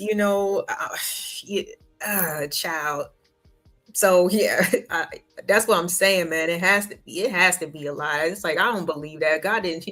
Yes, you need to stop taking showers and you need to give up everything. Usually when people get into the situation where he was gay for how you gonna be gay for pay, right? In order to have places to live and all this stuff once upon a time, especially after you got out the foster care system and all this stuff, right? Usually when you get into a situation where you own your own business, oh my God, that's usually when people be like, God done blessed me. Okay. The notion normally don't come in the opposite. It'd be like, you know what? I know that God blessed me with all these things. I had nothing. Now I have something. And he's telling me to give it all up again. Nigga, cap. Big cap. That's right. Okay. That thing going, okay. In June of 2016, Bishop left the USA for Honduras, urging people on Facebook to let him be their guide out of the hell realm. This would be the establishment of Melanation, the first iteration of Bishop's cult. Melanation got their name from melanin and held beliefs that people with more melanin and darker skin were superior to those with less. They believed that modern society, which they referred to as Babylon, was damaging, and that people should break away and live in nature to become spiritually elevated. They practiced veganism, nudity. Yeah, and again, like I said, the people in Babylon, who just have all these material things, man. But you're asking, you're going on live streaming, you're asking for donations. You know what I'm saying? You ask your followers to basically hand over all their possessions, especially the monetary ones. Like, it's just so much cap in this shit. Like, and yeah, he definitely looks like he don't wash his ass. And it's like, isn't there like, I could have swore there was a balance between like having simple living and being holistic and stuff and still being clean. But what do I know? Polygamy, refraining from bathing, and defecating on trees. I really don't like using toilets. Like, What is the thing you hate so much about the toilet? the soil belongs to the trees, and I'm in an abusive relationship. Oh, sorry, real quick. Okay. See, okay, and this is another thing. Because word didn't really catch on and people really didn't start taking this shit seriously in terms of what he was doing until the white woman joined. When the white woman joined the cult, oh man, her parents and everybody from Canada was like, nah, you got to get Becky up out of there. You know what I'm saying? She don't belong. She's in danger. She don't have no business being around all these Negroes. Like, you know what I'm saying? So that's when he really, when the spotlight got put on him, because he wasn't really, I mean, he was an influencer and he had a nice crowd of people that was aware of him, but he wasn't getting in trouble with the law and all that stuff until she joined. You know what I'm saying? That's what y'all have to understand. It's like that representation. It's like, okay, black man, you better be careful messing with Becky, because you already know the overall tone, you know what I'm saying, and how they feel about white women. So it's like, yeah, like they can do whatever, you know what I'm saying? But you on the other hand, you better watch it. You know what I'm saying? And you should know that by now, by history and all of that. But yeah, when she joined the cult, she was from Canada, and her parents and some other people that she knew saw her in the background, and they was trying to use her, like, you know what I'm saying, as like a little token spokesperson. And, you know, giving her little answers about how it is to be out there and stuff like that. Man, her parents, like I said, they sent them people out there to come and get their child. She was out of there in no time. With the tree if I'm not giving it back.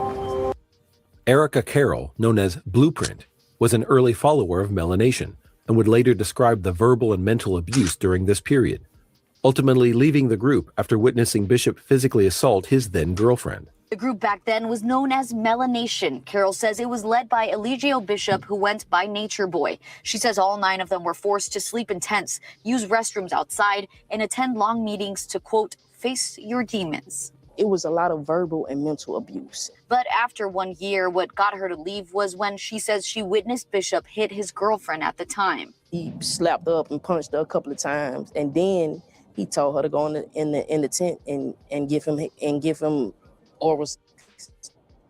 So that was the breaking point for me. Erica's account shows us that as early as 2016, abuse was baked into the foundation of Eligio Bishop's cult. It is also worth noting at this point that every former member of the group, including Erica, would later describe in interviews that they were searching for meaning or guidance in life at the point they fell in with Melanation. And it was just in a place in my life where I was just searching for some spiritual truth. Not really having a parental figure as a father guiding me in the right direction made me go towards men to get guidance from them. I ran. Okay, now these are some of the people who I mentioned earlier that were part of his cult that actually left and testified against him. All right, so give me 1 second. This is Aaron, aka True. He was, hold on. Technically, he was like first in command while he was in the cult. I believe he was in there for 4 years. And he was also the one who was explaining that after being in the armed forces and being released from them, he needed something. You know what I mean? He felt like he didn't have a mission anymore. So this is Aaron. Janae. Hold on just a second.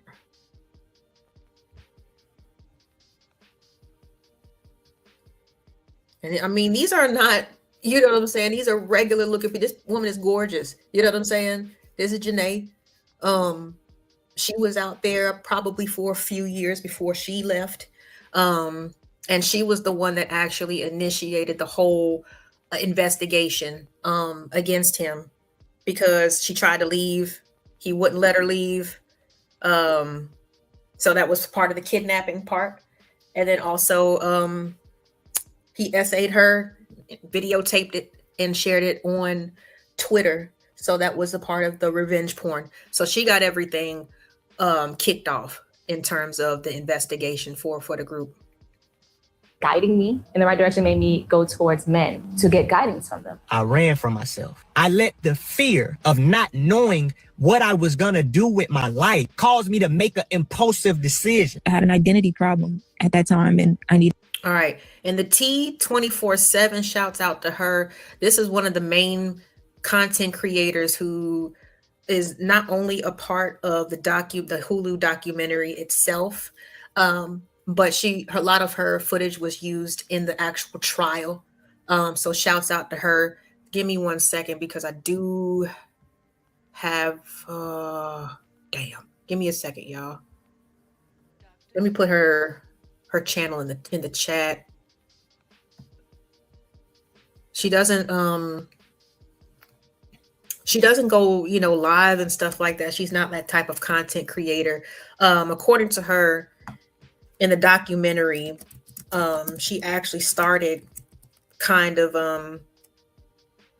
she even started her channel based off of the disturbing things that she was seeing, you know what I'm saying? Like from Nature Boy specifically. So I guess he was kind of the person that got everything started for her in terms of her career. Let me, where do I do it? Oh, here it is.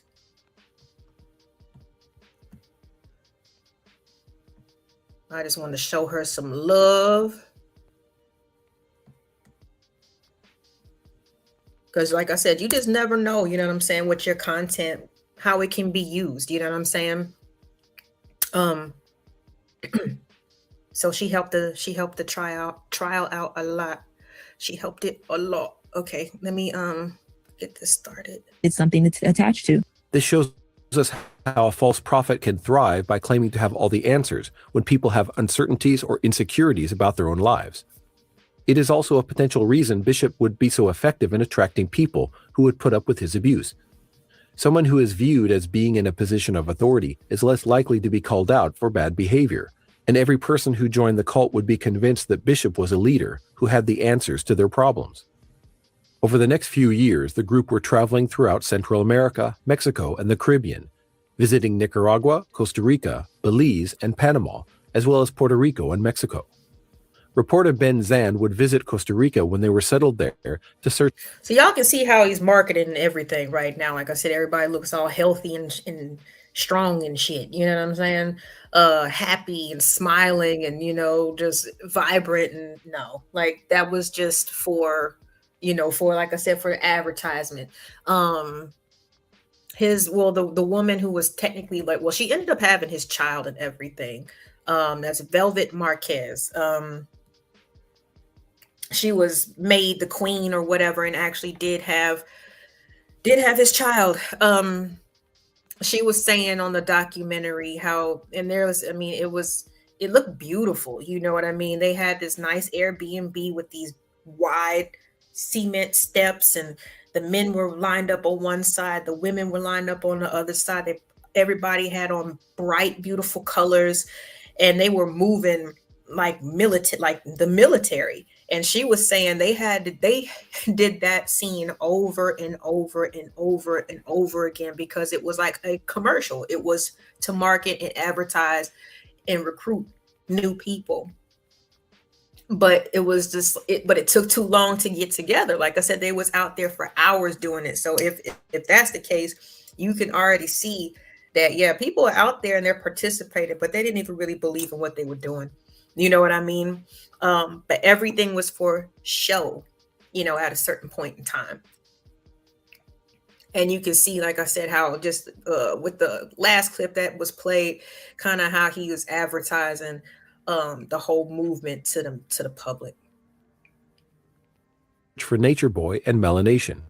Even at this early stage, there were people speaking out about the dark side of Nature Boy, and Ben was able to speak to former members about their experiences with the cult leader. Could you just tell me a bit about kind of what was it like? Everyone goes to sleep at the same time. Like when I was there, we was all sleeping in one room, and you know, if Nature Boy is not done talking or done doing this, then we don't go to sleep. They see him as a father. You know, they see him as like their master teacher. You know, you don't disrespect the master teacher. Is it a cult? It is. Ben was also able to speak with active Melanation members about their leader. What's Nature Boy like? Because he's quite the character, isn't he? Yeah, when I watched the video, I felt like I need to be with him. I messaged Nature Boy this exact same day. I was with Melanation within like 2 weeks. Honestly, of watching the first video, wow. What were your family saying at this point? I mean, I don't really consider them my family. I don't really talk to them much. The only one I really talk to sometimes is like Blood Mother, and she has never really been like supportive and like uplifting. Most of us have been through a lot of darkness. Obviously, with all the coverage that came from you, that's when the kind of idea of it being a cult came out. What do you think of that? People saying it's a cult. I think that Canada's a cult. All right, so I think that we got enough. We got the gist of this one. Y'all see kind of exactly like how he got his start, the basis of his teachings and things like that. Now, let me actually pull up, and this is titled "The Interview That Got Nature Boy Doing Time in Prison for Life." Yes, he did get life in prison. He got life in prison for doing this. Okay, so if anybody was wondering about the outcome, yeah, he was he gone bye-bye. So let me pull this up really quick first of all. And in this, and this is from House of Consciousness, Sonetter's Studio TV, his channel, because him and his wife Nepal actually did the interview with Nature Boy at this point in time when he was in Decatur, you know what I'm saying, in the Airbnb running a cult. So let me just show you a little bit of the fight really quick. And then I'll show you the actual interview. Give me 1 second, y'all.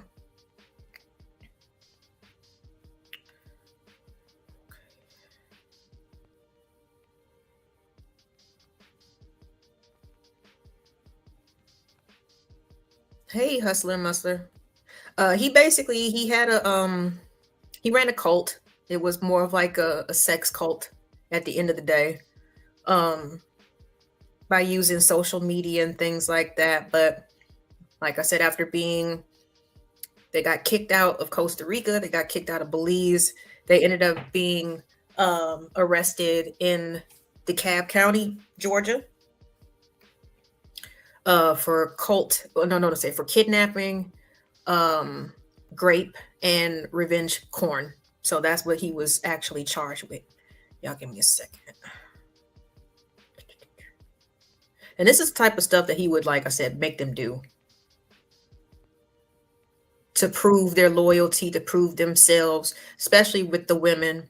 The one that he quote unquote chose to be his queen, she didn't want that position, according to her.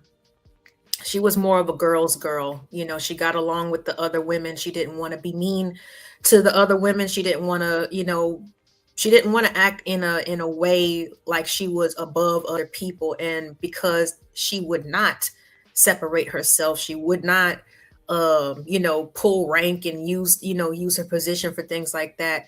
He would put her in certain positions or certain situations where she would have to fight, or he would fight her, or just other things to basically make her act in the way that he wanted her to act. So this is from Sonetter's TV, his channel, House of Consciousness. That his beautiful wife Nepal underneath him, and Nature Boy is actually a part of this live stream. Okay, so this is one of the fights that he made his queen endure at the time to prove herself.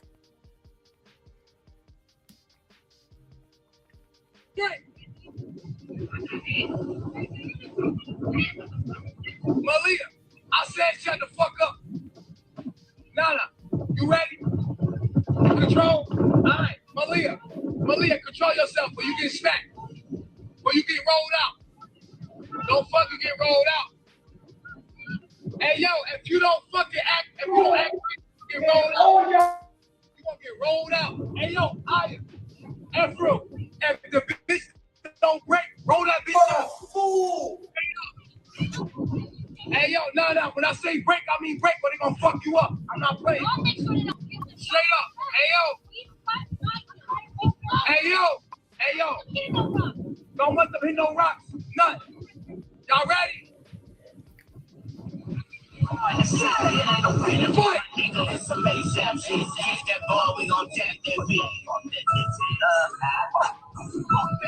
Why did you surround me with your lies?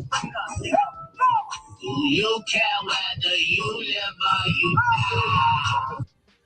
Yeah, so that is his queen and one of the other followers that he had made fight.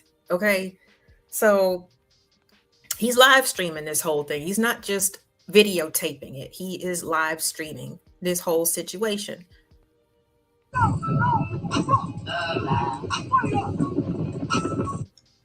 So and this is the actual interview. She's damn near orange. She's a golden lady. Get a close up and look at her soon, nigga. Look at her. Are you going to answer these questions, man? Why are you making these women, these young, beautiful ladies, why are you making them like they dogs, like they animals, like they savages, brother? And you sitting up there, you don't even respect the power that's given to you right now. And you misusing the power that you have. And so you got these sisters out there acting like dogs and animals, brother. He said to trigger other interviewers to want to interview. That's so I designed this thing. So cool. Are you going to answer the question, my brother? You got the light, the shirt. Can you hear me? Oh, yeah. I hear Okay, you. I can hear. Okay, there you go. All right, give me a second here. What's up, H&M?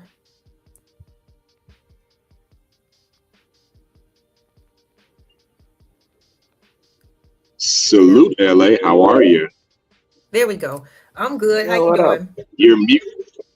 What up, Riaz? Your music's kind of loud, but I can hear you. I'm good, bro. All right, my I'm bad. good, bro. All right, so That's better. Shout out to you, LA Project. Never out of pocket, taking more shots than the Houston Rockets. Yeah. You know it. You know it. What? So yeah, we're going over this this whole situation with this character Nature Boy. Have you ever heard of him before? I have. Nope, no idea whatsoever. I've heard about him, but not too much, though, to be honest. I heard about him. Okay. Well, he's got All I just know is he's this cult leader, and, when he got caught, it was a massive thing. That's the only thing I know. For sure. Yeah, I was using, social media 100% to recruit and do all these things. Yeah. But of course, like since everything, when it happens online, it's like, oh, it's just entertainment. But like, no, people was really getting hurt. There was even he had this elder woman. He had this elder woman who was I guess she was suffering from diabetes. When he first kind of started off, he claimed himself to be some type of healer, right? With a disease or whatever. He convinced her not to take her medication, and she died in Costa Rica. Whoa, that's crazy. So I mean, it was people who were really getting hurt, folks who was leaving and stuff like that. He ended up getting life in prison. So I mean, it was bad enough, But this is technically one of the last interviews that he did. I'm not sure if you saw the fight that I just showed. Yeah, I just saw what you just showed, I guess. When it comes to this thing as well, though, is when you commit shirk or when you commit heresy, but basically, you think he got away from it, but true justice was served to him. Because that is how God is. I don't call out or demean other people, since do I judge righteously? Absolutely. Do I give perspective? Yes. But only true judgment is God's judgment. Yeah, that's true. See, unfortunately, he was by this time he was calling himself 3 God. Riaz. He was basically But there's only one truth. That he was, right, but he was telling everybody that he was basically Jesus Christ reincarnated. That was part of his shit. That's crazy. That's a form of shirk, though. So basically, all I'm gonna say is I agree with you. So what it is, though, right? God forgives all sins, but the only sin that will never be forgiven is committing heresy.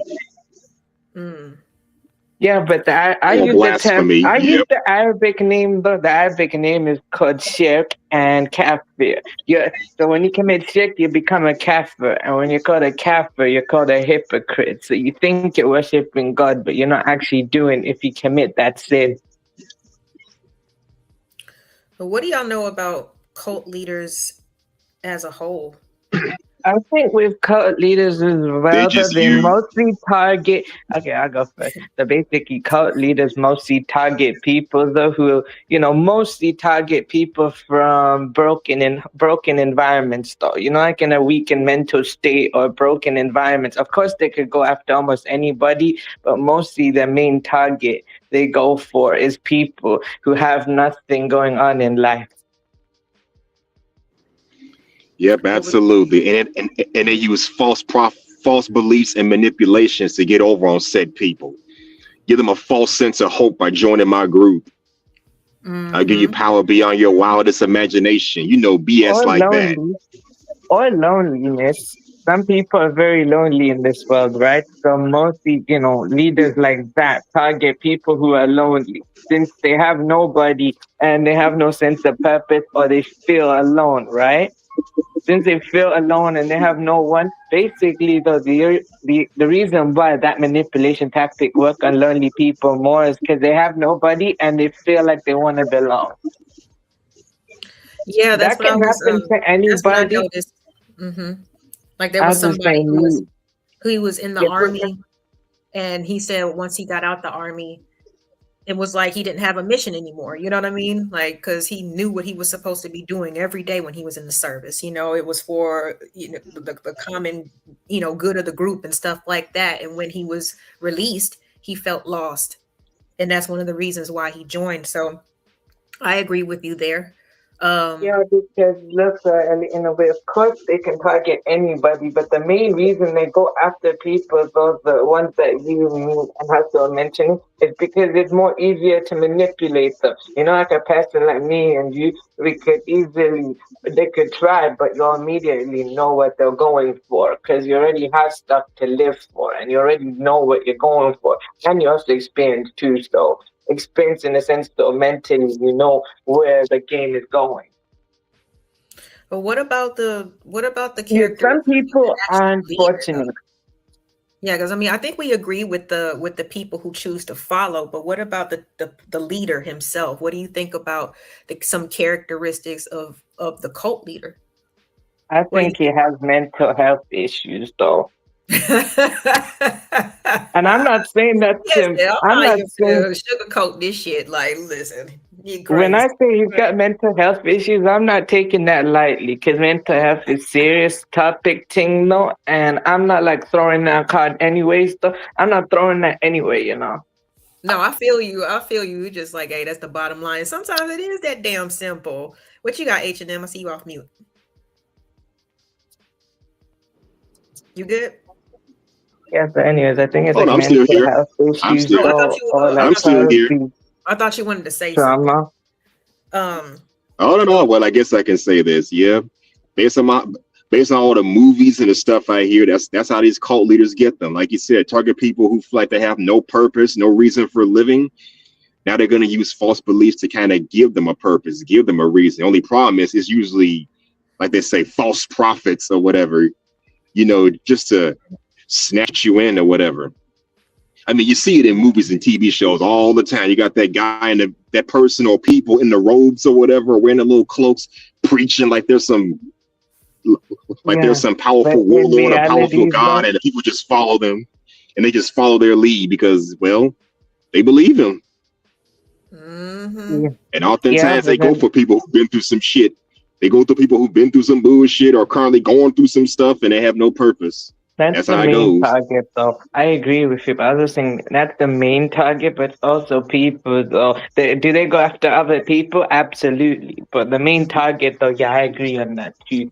Plus, though, also, though, when it comes to when he's got mental health issues, though, that has been undiagnosed, or he's got any potential like personal problems, but that type of thing. So it's like, I don't know, it's deeper than that, but simply mental health issues, or he's got, some people have this complex, though, right, where they think they're so great that they make themselves believe such things. It's just like a gang or a criminal organization. What kind of people usually join gangs? Come from broken homes, no family structure. Mom and dad probably on drugs, or they were criminals themselves. Yeah, but I was going to say, though, I said there's also chances of people from two-parent homes, though, who actually join gangs, though. There's like South Asians, though, in the UK. Both, they came from UK and South Asians, right? Some of them, though, right? They come from two-parent homes where they chose that lifestyle, Well, we all know a two-parent household doesn't We all know how guarantee a proper upbringing. We all know that. Oh, no, I get you on what you mean, though. You're right. Wait, also, I think the way it is like he's got this big brother complex, though. Who is that? Good point. I'm talking, the guy we're talking about, right? though. Like, I feel like he got not just the complex that we just mentioned, the way he makes himself think he's that, what he said he was, right? I feel like he's also got a big brother complex, where he feels he knows better than anybody. But he's acting like that brother, that bigger brother who knows everything. Knows everything. And does everything, but not actually what the people want him to do, though. Actually, instead of listening, though, he just does it without listening. Like, for example, right, in Top Boy, right? I'll give you a Top Boy reference, though, right? In Hustler, though, like, there's this character of Deshane, right? He's got this big brother complex. He's that OG in the hood, though, right? Who thinks he knows better, and he thinks he knows everything, and he thinks he's helping people out, but he's not actually listening to what the people around him that love him and, that support him, right, are telling him, look, this is not what I really wanted you to do, but he's doing what he thinks is right because he's making the money, right? Because he feels in his mind he's looking out for the whole hood, though. But actually, in a way, slowly over time, when he became more and more rich, he became more and more selfish. And that selfishness made his downfall. Well, it seemed at least like I said in the chat, he's worse than Diddy. Shit. Yeah.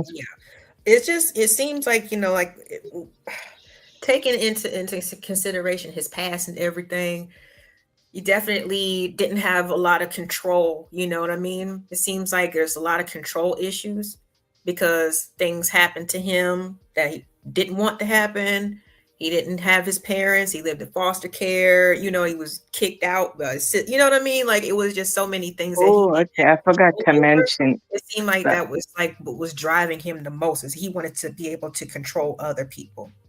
Whoa, actually, though, and I actually forgot to mention, it's not just mental health issues. Some of them actually go through a very tough life type thing, but actually, like trauma too, the trauma element added as well. So, like, his backstory and how he is and what he grew up with, right? And he basically not just, made himself think like that, but also thinking he can control every outcome possible. But it's not possible, but he made himself think he could do it. And the way manipulating and everything like that, it can only go for so long until his downfall happens. And it happened, and true justice is served.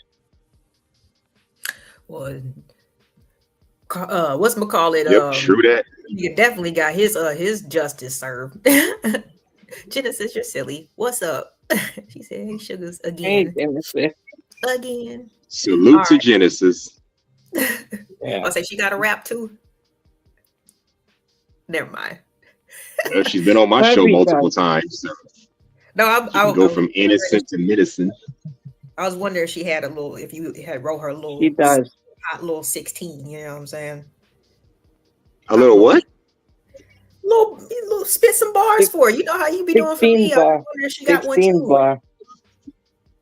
Yes, I do. Okay, that's all. That's what's up. She can go from innocent to medicine in a heartbeat. What's up, Frida Green in the building? Yeah. That was early holding it down. Yeah, that is Frida, bro.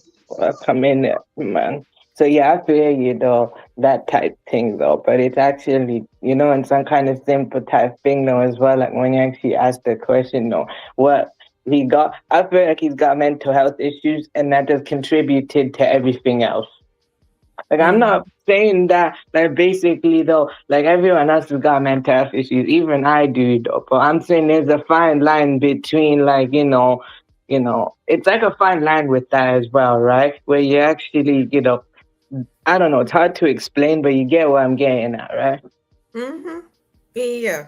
There's always, levels to it, but yeah, he's, and nobody's perfect, but he took his, what he went through and his, his different voids are have-nots or whatever to a whole nother Instead of level. seeking professional help, he made himself give those thoughts and he caved in and basically committing that act. And also, though, right, him actually doing that, right, is I'm not calling out or demeaning other people's sins, but actually, him actually doing that and based on the information, the facts, and also the witnesses and credible stuff and justice stuff type thing, though, for real, though, actually, him doing that though, actually he thinks he got away, but he never got away. It's not that even, let's say, look, even if the feds is not watching, you know who's really watching? The one who made you. And you think you're getting away, but you're not truly getting away, actually. You're just being given time though until your true downfall actually come.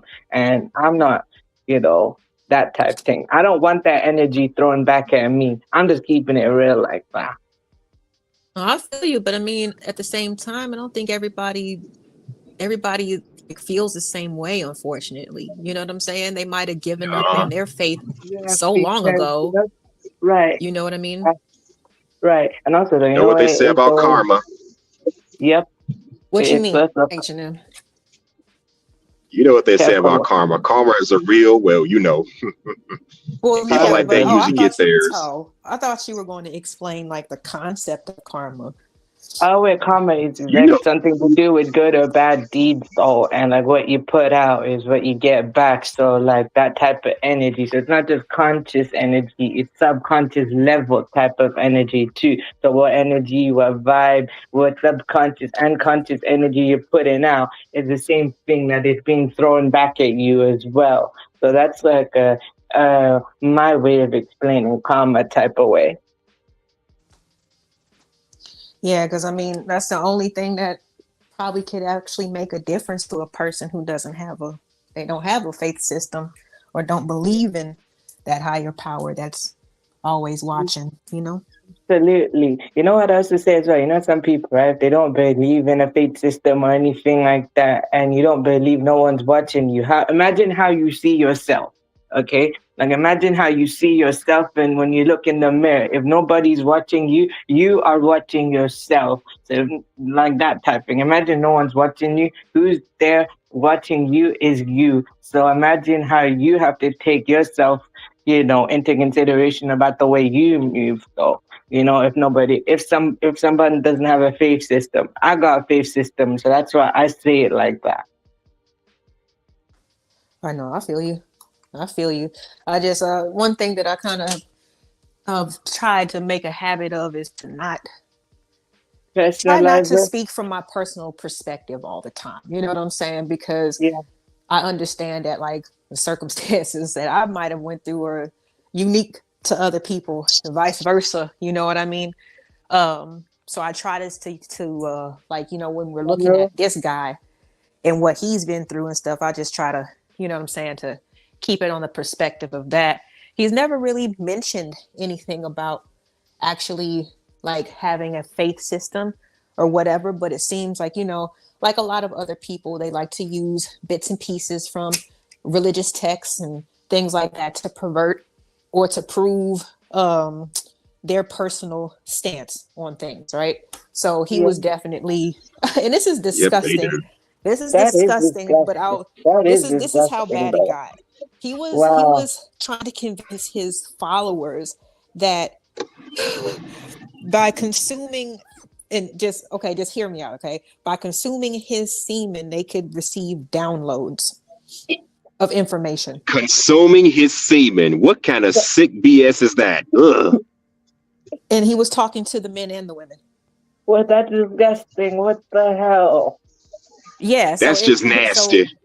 So in the end, H&M, it ended up evolving into a sex cult. Like the men and women, they couldn't decide who they wanted to be with in relationships. He pretty much, would say things like, God told me that I should sleep with all the women like it was craziness. And all this stuff was just like, if a woman was hit, that was because she has inner demons and she's being corrected. It was a crazy environment. I mean, to be fair, that whole sleeping around with different women is some people even outside of a cult believe in. You know, get multiple women so you can gain a resume and gain experience. But this just seemed like a whole new level of taking a simple concept and flipping it upside his head just to get over on people. Oh, okay. Mhm. So after basically, Definitely. I mean, there was even virgins in that group whoa, that that is were weird, no though. longer, you know what I'm saying, who were I mean, it's bad enough you got deflowered. it's bad enough you got people, regular average folks like us who believe in BS. I'm not saying us in particular, but regular people outside of a cult who believe in crap like that. But when you start adding all that manipulation into it all, man, you know, Oh, the so promiscuous basically, lifestyle aspect. I got oh, so I basically, I have was gonna I say have a this, clip. all right, Hold on real Hudson, quick. Hold on real quick, Riaz. I even got a clip of whatchamacallit, young Pharaoh confronting him because there was, you know what I'm saying, there was too many allusions and people alluding to catching STDs as well. Oh my God, man. That hell of a level. Oh, wow. I was just gonna say, though, Disgusting. right? So basically, though, right? You know, when you mention the promiscuous type of lifestyle, though, that some people try to advise me, but anyways, off of me, no, basically, he took that same concept, right, but pushed it to a further extreme, right? For sure. Oh, don't wow, know. that is so disgusting. What the? That is Yeah, like I said, he just disgusting. okay. I got your message, H&M. You good? But no, I just think that, like I said, he was a kid who didn't have control over his situations. You know what I'm saying? I really think that was the major thing that was driving him. You know, of course, that and sexual perversion, but being able to tell people what to do, like, so that's a lot of people's dream come true, believe it or not. Well, that is crazy. So basically, a lack of control because he's been through so much type thing, and he feels so he wants to control. So the control element and trying to manipulate / telling other people what to do is some people's main fantasy in their mind because they have a lack of control of life on their own way, on their own. So they feel that they can do that to other people, right? Yeah, I mean, I think, and don't quote me on this one, but I even think the little mustache man that, you know, jailed and deleted all those people. Yeah. He was kind of came from like a similar background. I believe I don't know if he grew up as an orphan or I can't remember what it was, but it just seems like, you know, people, when you got to have control over the masses like that, there's something wrong with you, like, for real.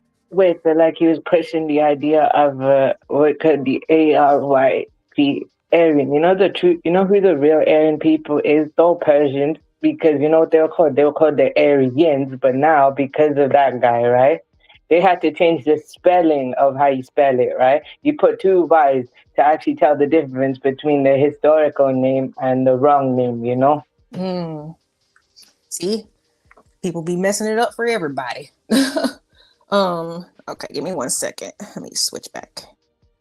Oh wait, this question right here. Are you trying to, and now this comment right here is interesting. Is it, are you trying to understand him and sympathize with him? I'm just trying to understand the goal or summary of what are you trying to convey to the audience? This comment right here. Yeah, I see it, INC. I mean, it's pretty self-explanatory. If you look at the title, we're just going over the Nature Boy documentary and other cult-like activities. So over here, you know what I'm saying, on my channel, some things I like to do, and one of the things I like to do is to bring up awareness. We talked about cyber stalking, you know what I'm saying, and just computer awareness not too long ago. So this is just more about tendencies. Yeah, I do remember though. I remember one time. Wait, I was gonna tell you. I do remember you talked about ghost stuff as well. I remember one of your streams, though, right? I was there. We was talking about the paranormal and everything. We've talked about a lot of stuff. But let me bring this back. Let me bring this back up. This is the actual, like, one of the last interviews that he did before he got arrested. And again, shouts out to Sanetta in Nepal for the great content. You guys go follow them at Conscious House TV. Let me see here. Y'all can get a little, like I said, a little more of an idea of this nigga's like psychosis and how he had people like literally wrapped around his finger. Okay, I'm probably gonna pray on myself before I start this. Okay, no problem. And for anybody that's listening right now, there's going to be a little weird sound that you're going to hear. He has like one of those desk waterfalls. You know what I'm talking about? Like one of those like you put it on your desk, you can plug it into the wall or whatever. You put the water in there, the water just kind of recycles and keeps like falling down the rocks. So if you hear a little trickling of water and stuff in the background, that's what that is. All right, I'm done. Okay. Yeah, because the real reason I said I want to pray on myself so I can protect myself from any potential whatever energy type thing, you know. It's always good to do that. So yeah, let's begin. Okay.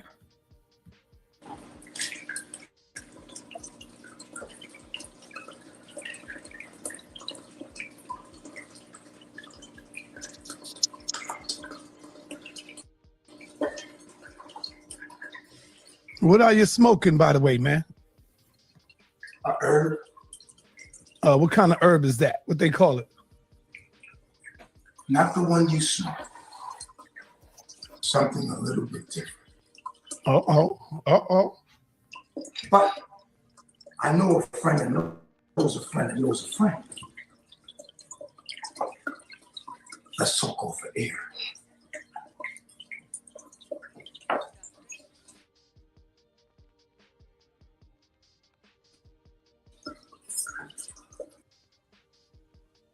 He said,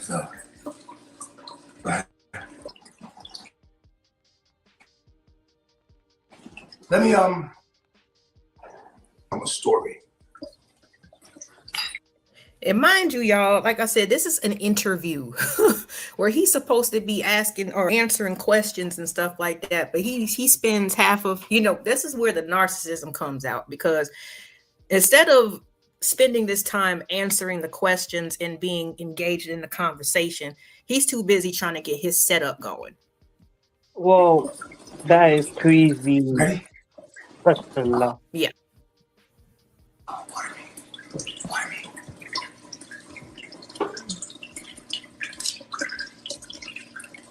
And like I said, shouts out to the content creators again, because they had the patience of Job. Goddamn, I'd have been like, bruh, like, can you answer a question or I'm gonna have to get ready to go? But they ended up getting some really good content. Sometimes it's worth waiting. Sometimes it's worth entertaining the conversation.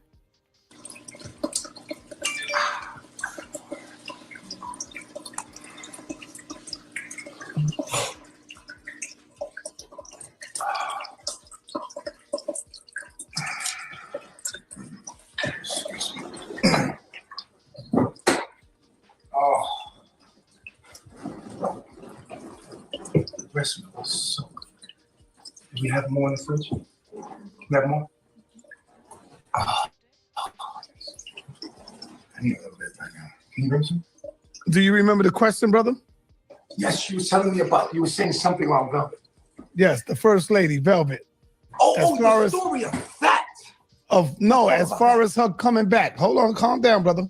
As far as her coming back, is there a possibility that you think Velvet might be coming back with her little seed, with her king? Regardless of all the pain she went through, the hell she went through, because she came here and told everybody. So I'm just going by what she was saying, brother. So I'm gonna leave that up to you and let you address that. Okay. Before the white man got here, we had a way of living. He on the bullshit already. He asked, oh my God, he asked if the mother of his children, do you think that she would ever come back? And he talking about the white man. Without the prison system here, the black man rules the earth. This nigga bugged out, boy. This nigga is crazy.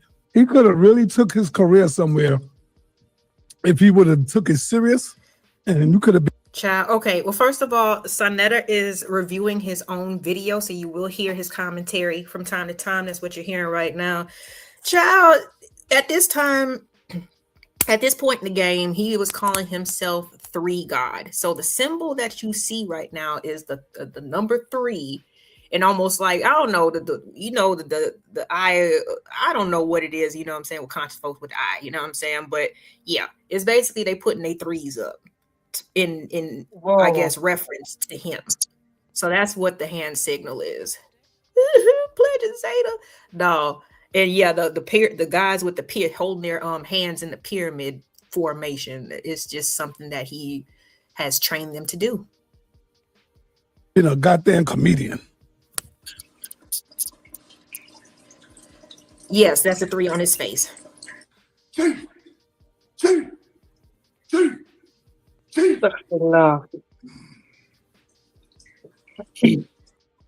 is a real life. Yes. Well, okay, I believe you on that thing. But I was gonna ask, could you also tell by the look on his face, his mind is deteriorating. Because it was no one else Yeah. but us. All right, give me 1 second. I'm gonna know my computer is So slow. there was a different mindset. Yeah, this is because I've heard him talk before, you know, and like I said, when he first started off, his tone was different. He wasn't as aggressive. You can definitely tell that something is off. You know, he's like he's flipping in between different personalities or different, you know what I'm saying? Like, I don't know, he's got like at least 2 or 3 people living in his head, I swear to God, because I noticed exactly what you noticed, Riaz, you know, just the look on his face and the change in his demeanor, almost at like the snap of a finger. It's crazy. Yes, this is hilarious. I think I've watched this at least 3 times, Candy. Like, but it's what is fun. The one with Young Pharaoh is funnier, and I'm gonna pull that up later too.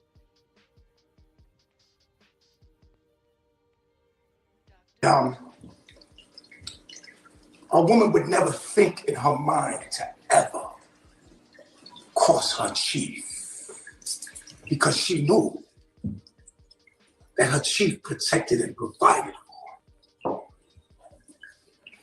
her. And if she would betray her chief,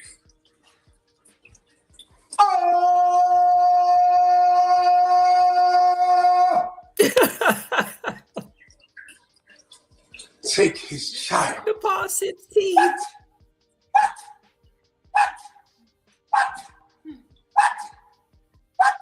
This nigga, oh my God. Hold on. If a woman. Oh my God. Riaz, oh my God. Like, this nigga barking like a dog and doing all kinds of stuff. Give me 1 second. I think I know who this is, but I'm not sure. Give me 1 second. Is this Omni? It is. Okay. What is up with your avatar, man? I've been to ask you that. Like, who is that and why? Like, you know what? I was gonna change my name and my avatar back so I could be serious in this conversation. But when is he that did what Jada he just Pinkett? when he Who yeah, is that? it's Ready Rock Jada. It's Ready Rock Jada. Oh my God. When she was in the, you know what I'm saying, she was back selling that Ready Rock with you know what I'm saying, Tupac in the 90s. But allegedly, that's what the story is. I don't believe it. But right. Yeah, I was gonna change. I was gonna switch up everything, and then he did what he did. I was like, no, this is perfect for the conversation. Wow. So you familiar with this character, correct? I'm familiar with Side Netta. I'm not familiar with the other two, but I am familiar with Side Netta because I used to be I got introduced to what I refer to as the half-step and hotep space via originally it was Dr. Sebi, and then someone that was a huge proponent of Dr. Sebi was Brother Polite. Okay. And so I got introduced to that space through Brother Polite because Dr. Sebi used to talk about Brother Polite so so much, and you know we know what happened with Brother Polite. Yes, So indeed. yeah. So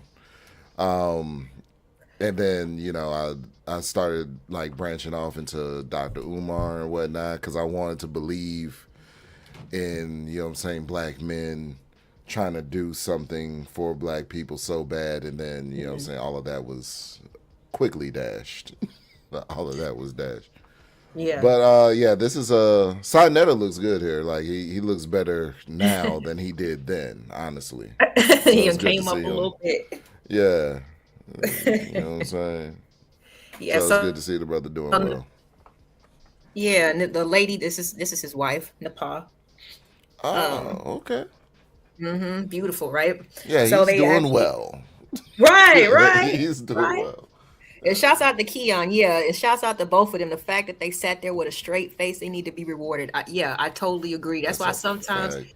it's worth entertaining the bullshit. You know what I'm saying? Like, you know, because sometimes even you've probably seen and heard this type of feedback as well, depending on who it is. If it's a, you know, white supremacist, or, you know what I'm saying, something like that. We kind of be like, well, why you got them up on the panel and this, that, and the third. Sometimes it's worth entertaining the bullshit because like this type of stuff was actually used in court against him. You know what I'm saying? Yeah. Documented and everything. So yes, they definitely deserve some type of of recognition or something, like for real. But no, I understand what you're saying though, Omni, because that's where I was. You know what I mean? When the pandemic hit and most people was like, you know, talking about the Fight Club stuff or whatever. I was on my Black consciousness stuff, and even you know, watching people like Young Pharaoh. Like that's how I found out about Nature Boy, because he was on his head. You understand me? Like I used to love their little debates and stuff. But yeah, it you know, you just got to take it for what you can and just get rid of the rest, you know, because these leaders, you know, that's more cult-like activity, right? Like they're very flawed. You know what I'm saying? When you look at the essence of what they're doing and whatever organization that they've put together, it's very flawed.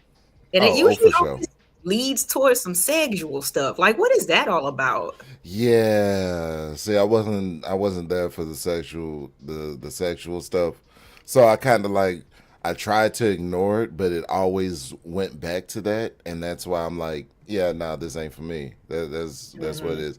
But that's why going through their content is why I developed my I'll call it a theory of mentorship from afar. It's like Okay. no human being that you're going to find on this earth is perfect.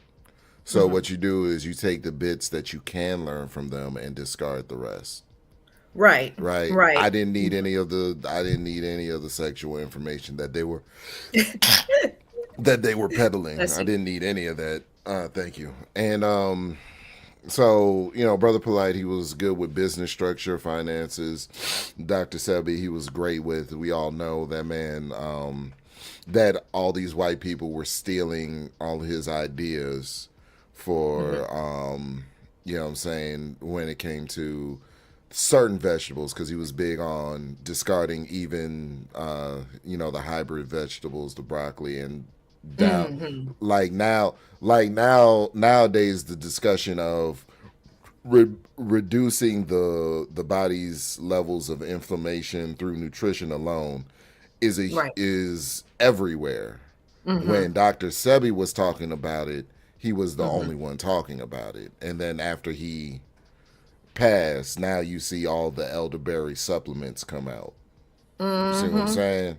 Yep. So yeah, they were quick. It was so fast. After he passed, now I saw elderberry supplements like within a month in Walmart. I was like, wait a minute, elderberry, that's like the primary berry that Dr. Sebi was talking about. So yeah, but also, you know, saying the man was in his 80s procreating with a 24-year-old. So it's like right. So you got to discard things that you don't want reflective in your life, but they still had good information to provide. But yeah, Yeah, no. they were freaked out of their mind. Yeah, see, and honestly, it is what it is. I know, I get it. You know what I'm saying? Ever since I've been a part of the space, but I mean, that's exactly how I feel about people like Princella. You know what I'm saying? Did I enjoy her content? Yes. Did I believe and suck in everything that she said? Hell no. You feel what I'm saying? But it was, some things were useful, especially if it contained articles or some type of source backed up, to substantiate something. But it's just like, yeah, you can't put too much stock into these people, man, because they just human, just like us. Absolutely. All right. But yeah, and on the Princella note, I was like, it's okay to concede some arguments because she does. I said this before. People think that people made me out to be like a huge Princella supporter just to concede one thing on. You know what I'm saying? You look foolish when you don't concede certain arguments. And I was like, she had a point Right. with something because she was saying a lot of the things that Kevin Samuels was saying. So is Kevin Samuels wrong for saying essentially some of the same things that she was saying? And that's where the Right. conversation gets goofy. Is you got a woman echoing the same sentiments, but now because she is a woman, she is wrong for saying the same thing that Kevin Samuels was saying. So now, if what she was saying was wrong, then that means by default what Kevin was saying was wrong. And it was like, no, just because she's a woman, the point that she's making is still a valid point. They clipped me up for trying to make that point, and yeah, against JP of all people. It was like, we already know what his take is on relationships and whatnot, but yeah. So that's just what it is. You could take bits and pieces from people, but you don't let them steer your entire life. I don't think you should let any one person determine your fate. That is foolishness. That's utter foolishness.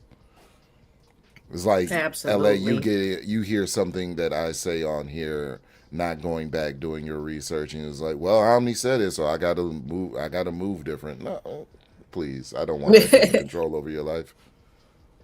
Right. Don't give me that kind of That's what power, I was please. Nobody give me that right. kind of power. That's what I was saying earlier. Like, people who have to, you know what I mean? Like, the way that they feel important is to have a bunch of people following them or whatever. I'm just like, that's already an imbalance. I don't want that type of pressure, or I don't want the responsibility. You know what I'm saying? Because yeah, no, it's too much. It's too much. Do I have useful, information and advice? Yeah, take what works for you, and give me back the rest. You know what I'm saying? It's no big deal. But those people who get so like unbalanced with I the get you. need to control is kind of crazy. All I was gonna say, I get you on that thing though.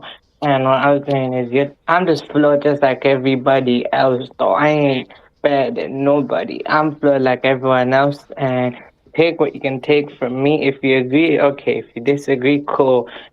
That's just how it is. That's just, I get you on what you're saying though, just flawed like everybody else, and there's no such thing as perfection though, because humans are not perfect.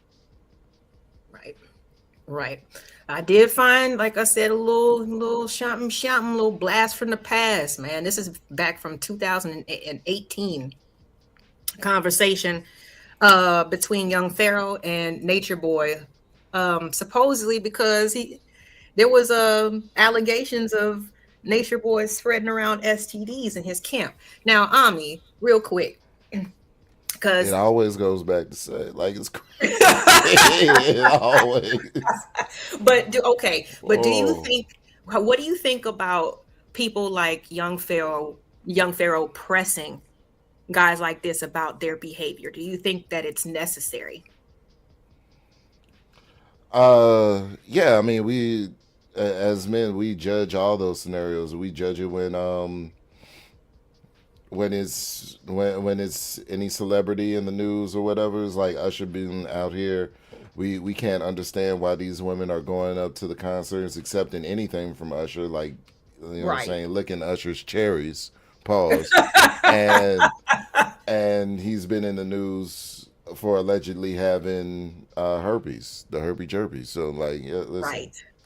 you know what I mean? So yeah, I think when we have sexual deviants or people with sexual deviant behaviors, it's acceptable to call them out, because if we're not going to spread awareness while they're spreading disease or whatever it is they're spreading, you know what I'm saying? We're not doing our job. Amen. I like the way you put that. We spreading diseases and not awareness. I know that's right. That was something that I kind of had to explain earlier today, because it's like trying to, like going behind the scenes in terms of like how did a person get to where they are is not sympathy or trying to find or make excuses for anything. It is awareness. You know what I'm saying? Because everything Right. can be broken down almost into like a math problem.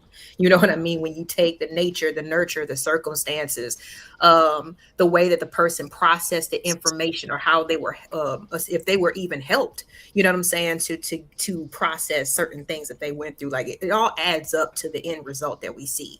So I just yeah, I'm big about the awareness as well. I just, people just, when they see stuff happen on the internet, they just think that, oh, it's not a big deal, it's just entertainment, it's none of your business, and why do you take things so personal? That shit bothers me. You know what I'm saying? Because like it all becomes, all of this stuff becomes normalized if it's ignored. You know what I mean? If it's downplayed, then certain things, that's just downright wrong become not so bad. You know what I'm saying? Yeah, absolutely. So I don't know. I appreciate these types of call outs. I appreciate these types of call outs because looks can be deceiving. And I mean, if he changed his hairstyle, I've seen him with a different hairstyle. He's not a bad looking dude. You know what I'm saying? Like, how many people get fooled? You know what I'm saying? From the pretty face of the person who's well put together, who's super charismatic or whatever. Shit, like you said, or Usher, and got them bumps. You feel me? Got that thing. So yeah, guys, think twice. Okay, let me start this Absolutely. up. So what? And this is Pharaoh in his prime. What you say? Oh no, I haven't seen much of A matter of fact, I don't recall seeing this one at all. The Pharaoh Nature Boy debacle. I did see Pharaoh versus Brother Polite, but I didn't see him versus Nature Boy. So this would be interesting. Yeah, they've got a few of these. You can type this in and at least find at least 2 or 3 different episodes. Like, I don't know what it is. I feel like at one point, like Nature Boy definitely admired young Pharaoh, you know what I'm saying? It would do like make certain comments about him on, on his page and on social media to kind of provoke young Pharaoh to respond to him. And this is how they would he would basically, get him on Instagram to have these asinine debates, but you'll hear it. Mm-hmm. Let me get my thoughts together. To that, I want to say, what you said about me, I don't really care, because we said we ain't gonna curse. I don't really care. It don't, nothing that nobody say about me hurts my feelings. You see, my issue with you is this. It's not that you was calling me a false prophet or trolling me. And by trolling me, this is what I mean by trolling me, right? I started doing music, you started doing music. I posted a song called Back Jumping, you posted a song called Back Jumping. You start calling me a false prophet, all kind of shit. You called Dr. Shabi a false prophet. I ignored all of that. I let all that slide. When I got into it with the Nation of Islam, you changed your name from Master Teacher to the Honorable Master Teacher because Elijah Muhammad's name is the Honorable Elijah Muhammad. So you was trolling me heavy for a couple months. I ignored you. What really put me on your head is because you out here manipulating people and you using your little cult to get your personal rocks off. Now, me personally, why I have made it my mission and agenda to blast you is for 2 reasons. For one, once I get started on a nigga and I give a nigga my attention, I'm not gonna stop till you obliterate it. So it's cool that you acknowledging that you started this, but I'm just telling you once again, I'm going to finish. I finished it and I'm going to continue to finish it. Now, for 2, my other reason for blasting on you is because you took my information and toxified it to create your little cult. You use the black woman as God, okay, to wane everybody in. And once you got your little cult started, now you on this Christ consciousness and this, that, and the third. So I personally feel responsible and obligated to pluck you out because it's my teachings that you use to get where you at. So when you say we could be powerful and all of that, the majority of the people in here, 80% of the people in here don't know who you are. They only in here for me. So I just don't want you to think that we eye to eye are on the same level in any type of way. And then for two, the people that's around you, I thought this was two. Only, well, now I'm gonna give it back to you because we're being calm. The people that's around you is only around you because they running from their own responsibilities in so-called Babylon. And so when we talking about obligation, right? The internet is powerful because you can reach anybody around the world. You recently just had a young, and I'm gonna make my example, then I'm gonna pass it back. You recently just had a young man come over there and join you. And this is gonna be my perfect example. That young man didn't join you because of the information that you speak, because 90% of the things that you say, according to my opinion, is some of the craziest shit I've ever heard. He joined you because he believes he won't have to pay bills, he won't have to get a Babylonian education, and he won't have to function in what we call modern society over here. He joined you because he wants to run away from life. And so he think he can live in nature, not pay no bills. He see you over there what appears to be in a polygamous relationship, and he wants to have that too. And so what we're seeing here is people are not coming to you from information because you yourself use the internet, which means everybody over there could have used the internet right from over here in Babylon and learned everything that you apparently yourself seem to have learned. People are going over there because they're trying to run from responsibility. Everybody over there either got a kid they left behind or they have an STD that they thought you were going to cure. And so this is where my issue comes in, because a woman died over there with you, trusting in your teaching by the name of Mama Dia. And so now this is where I have a problem with it. If you was just doing what you do on the internet, even still trolling me and not harming nobody, I wouldn't give a fuck.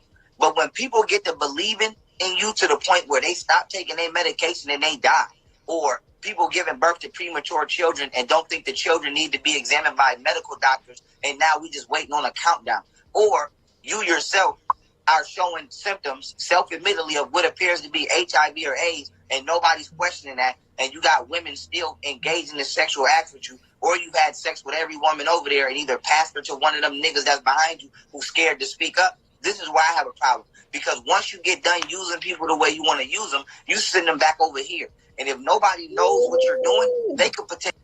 I'm sorry, He's Pharaoh. cooking. Man, what? That's all. I'm just like, I agree. okay, it's really a shame. Where he at right now. But anyway, I really appreciate, and I can respect the fact that he acknowledges, you know what I'm saying, almost like a partial responsibility. You know what I mean? Because it's obvious that Nature Boy was just taking the good parts, you know what I mean, from people. You remember what we were just talking about that, right? Yeah, absolutely. He was taking the good parts from people, and one of the things that he took from Pharaoh is the black woman is God, right? And he perverted it. You know what I'm saying? So now he says he feels responsible to pluck his ass out, and I can respect that. You know what I'm saying? Like, seriously. I don't know. What do you think about that? Well, I didn't know that Pharaoh started the black woman as God because I first heard that from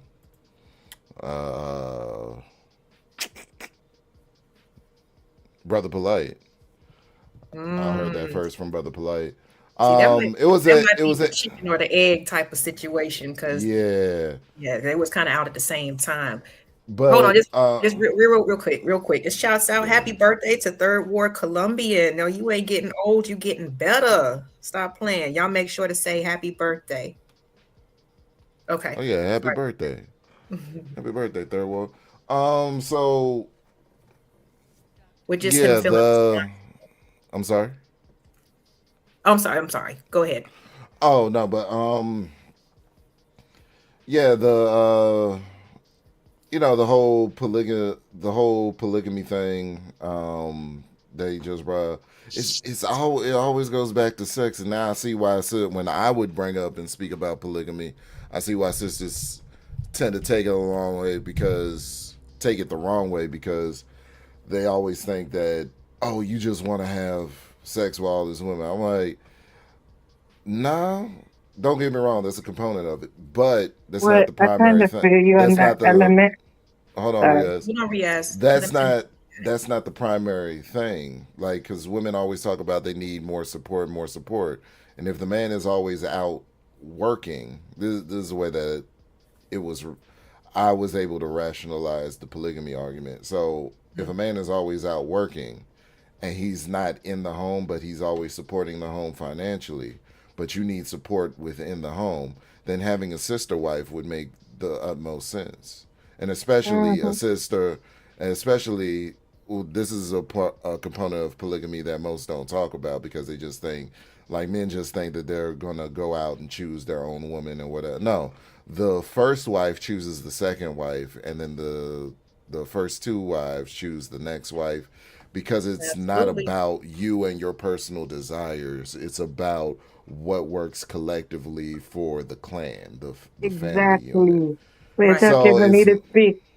Sorry, I was just gonna say that go ahead, based on Riaz. that though as well, it's the faith I follow. I'm allowed to marry four wives and it's a choice. And basically when it comes to four wife thing with me, right? One, you have to do justice between all four wives. You have to treat them all equally. You have to provide for all four. And also though, being Muslim, if you want four wives, you have to, a Muslim man's supposed to ask his first wife for permission to marry second wife. And basically, what she can do as well, right? She can instantly decide though, like, look, when you're married to that person, she can put a stipulation where it says that you cannot marry four wives as long as we're together, and that instantly stops anything if you don't want to. But then also though, when you have four wives, you need to treat them all equally, and you have to actually be rich while you do it. And yeah, the intimacy part is the element to it, but there's more to it as well. So, and also when you marry four wives, you need to buy 4 or 5 homes. So each wife has their own home, and you're supposed to actually be like the, the mediator between all four of them. So if they have a problem, you're supposed to mediate the problem within it. Y'all need to take notes, no, for real. But Omni, at the same time, you can understand the hesitation, right? Because for the most these part, niggas is freaked out. That's I would say the other hesitation is though, right? Some men can barely provide for one wife. So I was gonna say that some men can barely provide for one wife and can barely take care of himself without providing for one wife. What makes him think that he can do 4 wives? Can I be real with you, right? I'm open to the possibility of 4 wives, but I'm okay with 1 wife only because it's realistic, to be honest, though, Imagine how I would be affected as well while I do it. Imagine, I probably have 4 different people, of course, they're like in a joke way, though, like both husband and wife get in each other's head and they give each other headaches and stress and they love each other. But then also imagine 4. I'll probably, instead of having a headache, I'll have a heart attack because I'm overworked, overstressed, and basically, that type of thing. And also have to deal with all 4 of them. So there's good and bad to it. Shouts out to King Amir in the building. No, but I had a question because you said earlier, like if you're going to be out working, and she needs help or whatever, why are people so against like living with family, whether it be grandma, like actual family? You know what I'm saying? It's like when most people get married, they want to separate and have their own little thing. But the village has always been aunties and uncles and grandparents and everything else. They definitely got the best interest for your kids. How come people are so against that, but want to throw in something that they've never seen work successfully, like polygamy? So in your opinion? It really started when men were removed from the home. Now we could get into a whole diatribe about the different conditions and what caused it, if it was feminism or the white man. But the man was removed from the home, so let's start there. Okay, so when the man was removed from the home, you have this woman here with these children. She's overworked, stressed out, and now she has to work 2-3 jobs in order to make ends meet, while at the same time trying to deal with the kids. And the government says that they're no longer your responsibility by 18. So now she's on the type of time is, I've been working 3 jobs, 2 jobs for financial support of the home, and the third job is me as a mother. When I get home, I'm exhausted, so your ass is out by 18. And so now everybody has this mindset of, okay, I need to be out by 18, and you know what I'm saying, the family unit, we're not going to act as a family, we're going to, as families have in the past. Because what you're talking about, through the agricultural era, through the rural feudal era, through colonialism, that's how families move. But when we got to the industrial age, and then even more now so in the tech age, that's when you start to see the schism of independence in society, and now people are moving more more towards their own individual micro, what I call the micro family, the nuclear family, where it's just, I'm going to worry about me, my wife, my children, and you know what I'm saying, we're actually now seeing that you ever see the what's that movie that Martin did with Cedric the Entertainer, Roscoe, was it Roscoe Jenkins? Yeah, I think so. Yeah. Okay, so like how he was trying to show off and compete with his family members. Yeah. That's what we see more of now today, is where like people are having their micro family, their individual family compete with the collective of family, when y'all are supposed to be working, building together for a legacy. And you know what I'm saying, we're not seeing people move like the Rothschilds. You know what I'm saying? Or not even the Hernandez. Or the Hernandez, or the Not even the the Rockefellers. Damn. Right, or the Rockefellers, or the Hernandez, or you know what I'm saying, or Menendez. We're not seeing people move like Ferrari. We're not seeing people move like the Gucci family. We're not seeing them move like the Medivh. We're seeing them move. Everybody's trying to compete within their own family. And so now it's chaotic, because if we just looked at people's family trees and what people are doing for their individual family, and just give them a bit of perspective to be like, y'all know, y'all could actually bring your resources together, form a family trust, have insurance policies in that trust, and keep all the wealth that y'all have amassed into perpetuity. Right. But parents die, we got to split up the assets. We got to sell the house so that we can split up the money from selling the house. And then, you know what I'm saying, then we do whatever we do, trick off the money or whatever, and lose it all quicker than the previous generations worked their butt off to amass it. That's what I see happening nowadays. So it's so because of, you know what I'm saying, the idea that you're supposed to kick your child out. Now the child has been taught, okay, I'm on a timeline and I'm not going to receive any help from my family, so it's just me out here. And it's a lot of individualism and not collectivism, and not working for a greater goal as a family as a whole. That's what I see. So in other words, the polygamy suggestion is just utter bullshit then. No, the polygamy actually could work, because it would teach collectivism. It would teach that, you know what I'm saying, the family could work. But I don't think it's going to work. Okay. I don't think it's going to work today, because the reason why it wouldn't work today is because I think most women are of the mind that my man is my man, and you know what I'm saying, I'm not going to do anything to jeopardize or have or share my man. It's big about sharing the man instead of sharing the family. You know what I'm saying? Instead of having a collective family, it's more about the emphasis and the onus is always put on the man for some reason. Okay. Which I've never looked at polygamy that way. I've looked at it as a huge responsibility, because if one woman is one headache for a man, That's what I'm then saying. You Four is the can't handle hardest. 2 or No, 3. but Like you can't handle 1. bro, that's what I just said though. I said in a joke way though, right? In a joking tone. No, basically, imagine one wife is headache. What is 4 though? Heart attack. right, they don't know what they're inviting Riaz. They don't know what they're getting into with that. You know No, what I'm I saying? know, but I'm saying that in a joking way, because of course, when you say that, though, it means, of course, there's love, but then in a joking way, basically, it's like vice versa. The husband is a headache to the wife, actually. No, it's not just, no, but I'm saying that in a joking way, because it's actually love. They both love each other, but sometimes push each other's nerves. Oh yeah, I don't. Yeah, but that means you care because I like, you know what I'm saying. I don't get bothered by people I don't care about. So if my Yeah. wife does something, it'll drive me up the fucking wall. But if some random chick down the corner, I'm like, oh, that's her. All right, whatever. All right, that You know what I'm makes saying? sense, though. That makes sense, though, actually.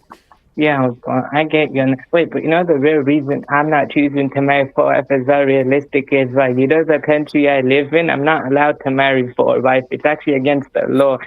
The law of the marriage law of 1973, which actually states that you're supposed to marry one wife only. But I don't get it though. It's hypocritical. You can have more than one girlfriend, but you can't have more than one wife. That make it make sense.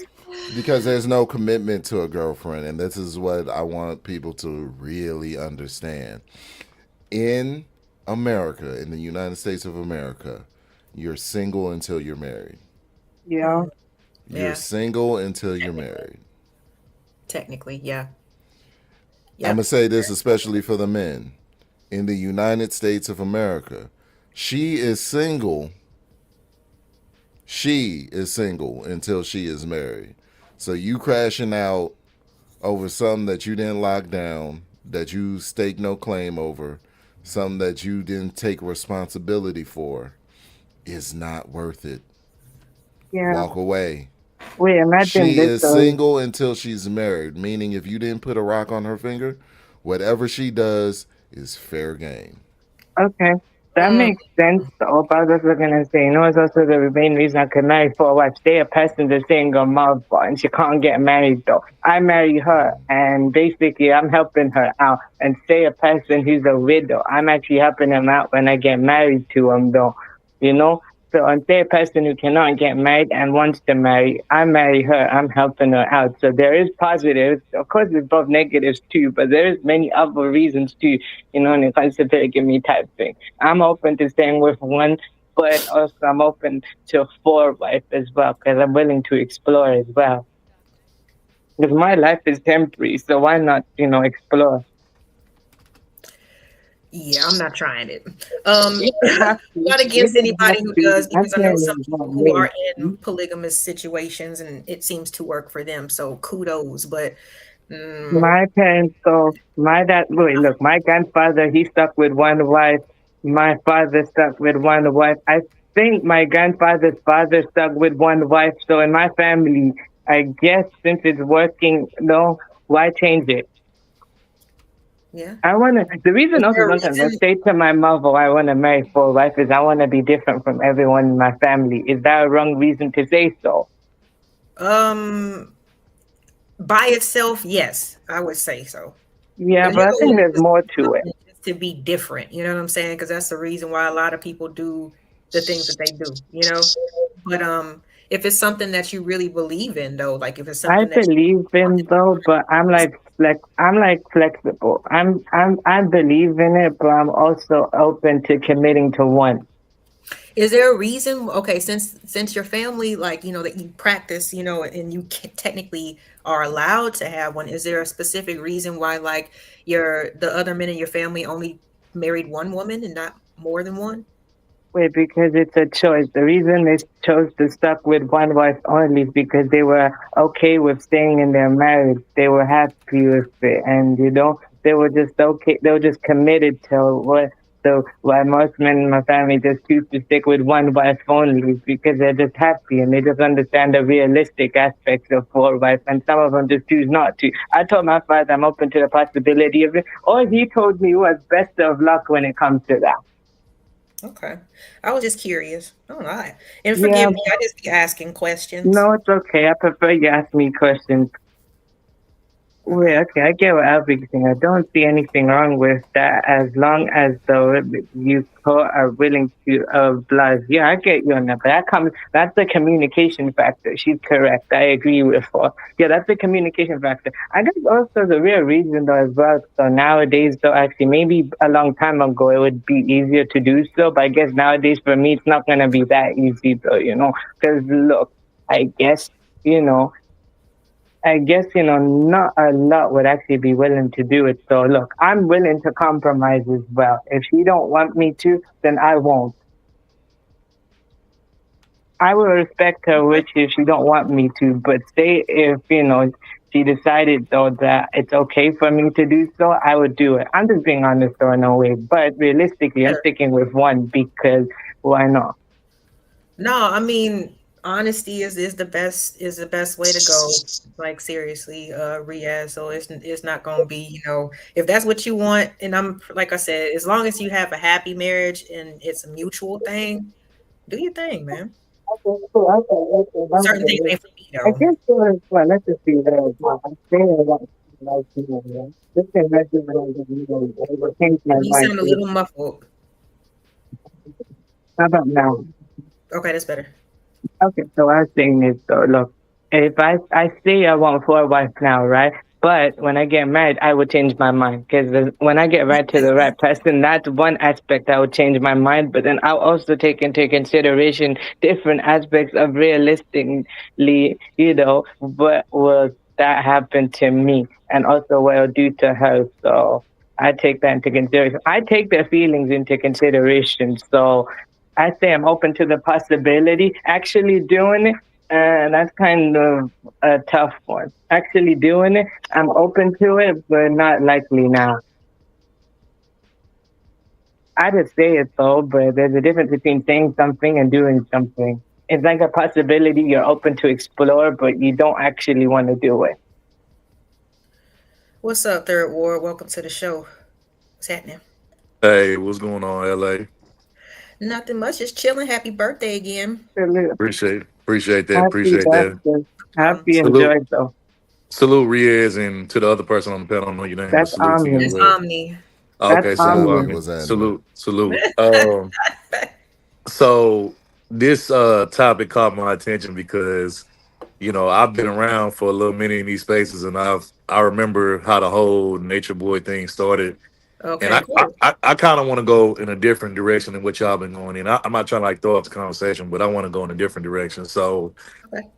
when I look at a situation like this with this Nature Boy thing going on, to me, this is like no different than when you see like young, brothers growing up in the hood and, let's say they, come from like, a broken family, drug addicted families and stuff like that, or neglectful families, and then they go join a street gang, you know what I'm saying? Because, the street gang is something that they look at as, family that accepts them, validates them, things of that nature.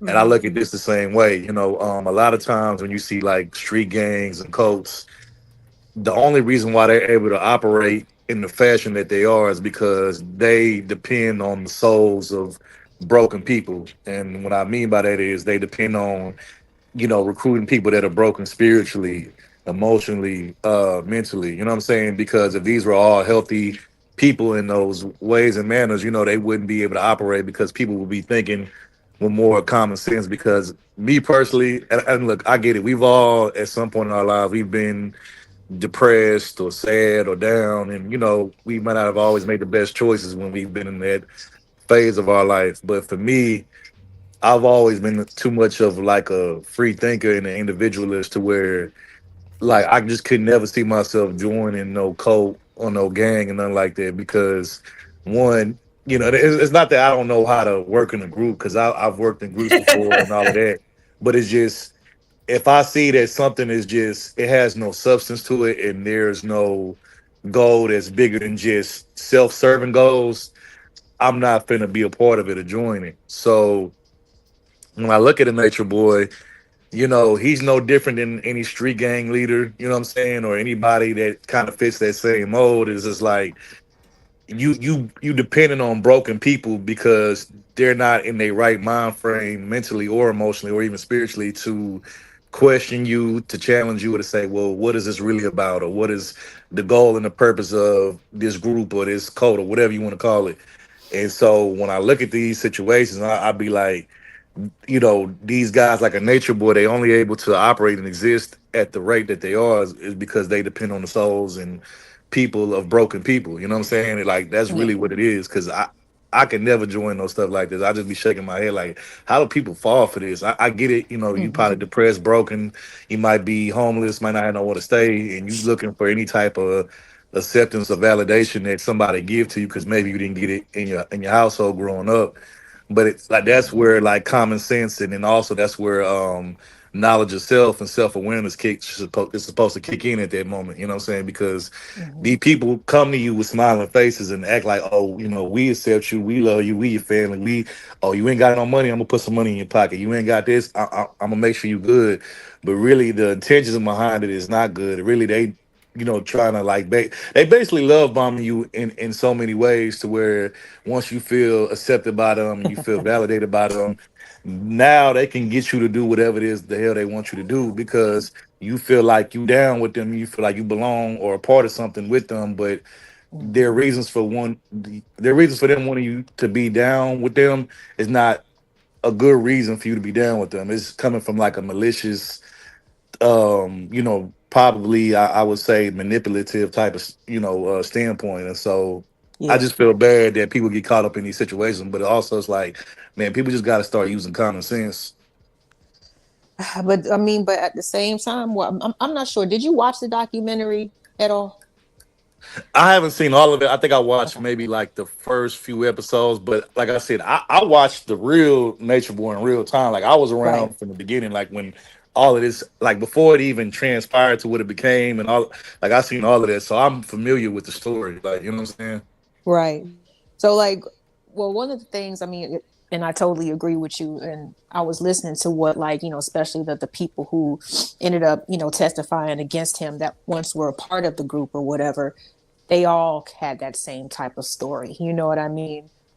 Didn't know what they wanted to do with their lives, felt like they didn't fit in, felt lost, you know what I mean? Wanted to be accepted, all those things. So do you think I think it's a little bit deeper than just having common sense, respectfully. You know what I'm No, saying? 'Cause- no, it is. That's why I brought up all those different points before I said that. But I think you know when you're at your lowest point in your life, when you're not thinking clearly because emotionally you're damaged, spiritually you're damaged, mentally you're damaged, that's when you really have to really depend on common sense the most because in those moments you're very like vulnerable, you're very weak, you know what I'm saying, you know, because people will play off of your insecurities, they'll play off of you being depressed because these people can see those things on you, they can see that you belong, that you're desperate to belong, to want to belong to something, that you want to be a part of something. And like I Absolutely. said, they'll come to you with smiling faces and you know they'll be very, you know, cunning and comforting towards you and say, hey,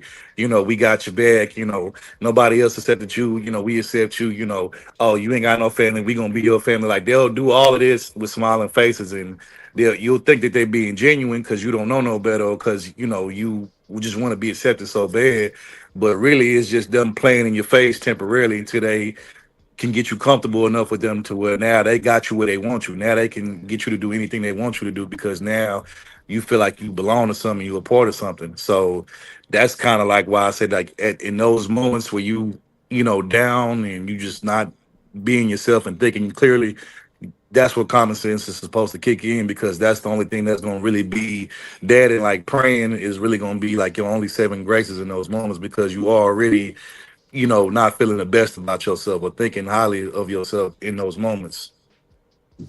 I totally agree. I totally agree.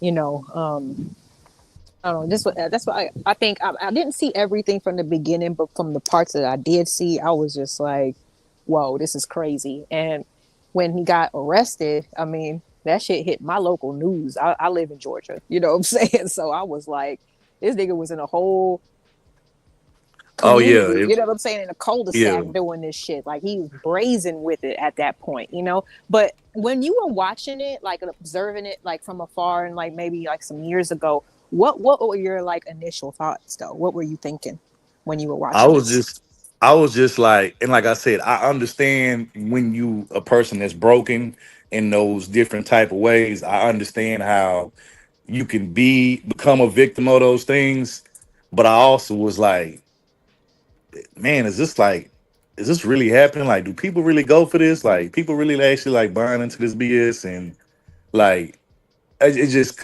and I get it. Like everybody may not be like, you know, strong as me or just, you know, look at things as clearly as me in certain ways, but it's just for me it was just like man, like I can't believe I'm seeing people like be a part of something that has like no substance to it, that makes no sense, and you know they letting this clown really just like control their life and act like he's like a god over them. Like I just like I couldn't believe it. It was just like watching. It's like watching a TV show or a movie, and it's like you don't believe it. But this is like real life going on, and you just like, bro, this is crazy. Right. Yeah. I was I definitely was thinking the same thing for the episodes that I did watch, because I was just like, man, I think it was a little bit more disturbing, I think, to see like all the positive feedback that they was getting in the chat and stuff, because people would show up in the hundreds, you know what I'm saying, to watch that shit. Yeah, he had a whole he had a whole sector. Like he had a whole sector, you know, that was his. And man, like, and people used to watch this. And you know what? I got to be honest too, because if I'm gonna speak on it, I'm gonna speak on it all the way. I'm not gonna just speak on it half-sidedly. But you know, part of the problem, it wasn't just his followers that were following him in real time. You know, that was part of his cult. That was problem. The people that was also part of the problem, and probably just as much as the problem, was the people that was watching it and, you know, contributing to it, you know, financially, because they thought it was just funny or entertaining. And it's like, nah, this is real people's lives that are like in the balance and hanging in the balance on here. And y'all think this is funny because y'all know y'all would never fall for this BS and do this, but y'all up here like, you know, y'all co-signing this BS by, you know, supporting this man. Y'all up here cash apping this man, super chatting this man for all of this foolishness. And then you wondering why his ego just keeps getting more and more bigger and he's more emboldened to do what he does, because y'all are financially incentivizing this foolishness on here. You know what I'm saying? And it's just like, man, this is crazy. And it's like so many people that got caught up in this stuff, and it's just sad. Like, you know, you had women that, you know, joined his code that literally was taken away from their kids and their families, and it got too crazy and out of hand. Yeah. Yeah, I agree. I agree. Not sure if you were let me see here.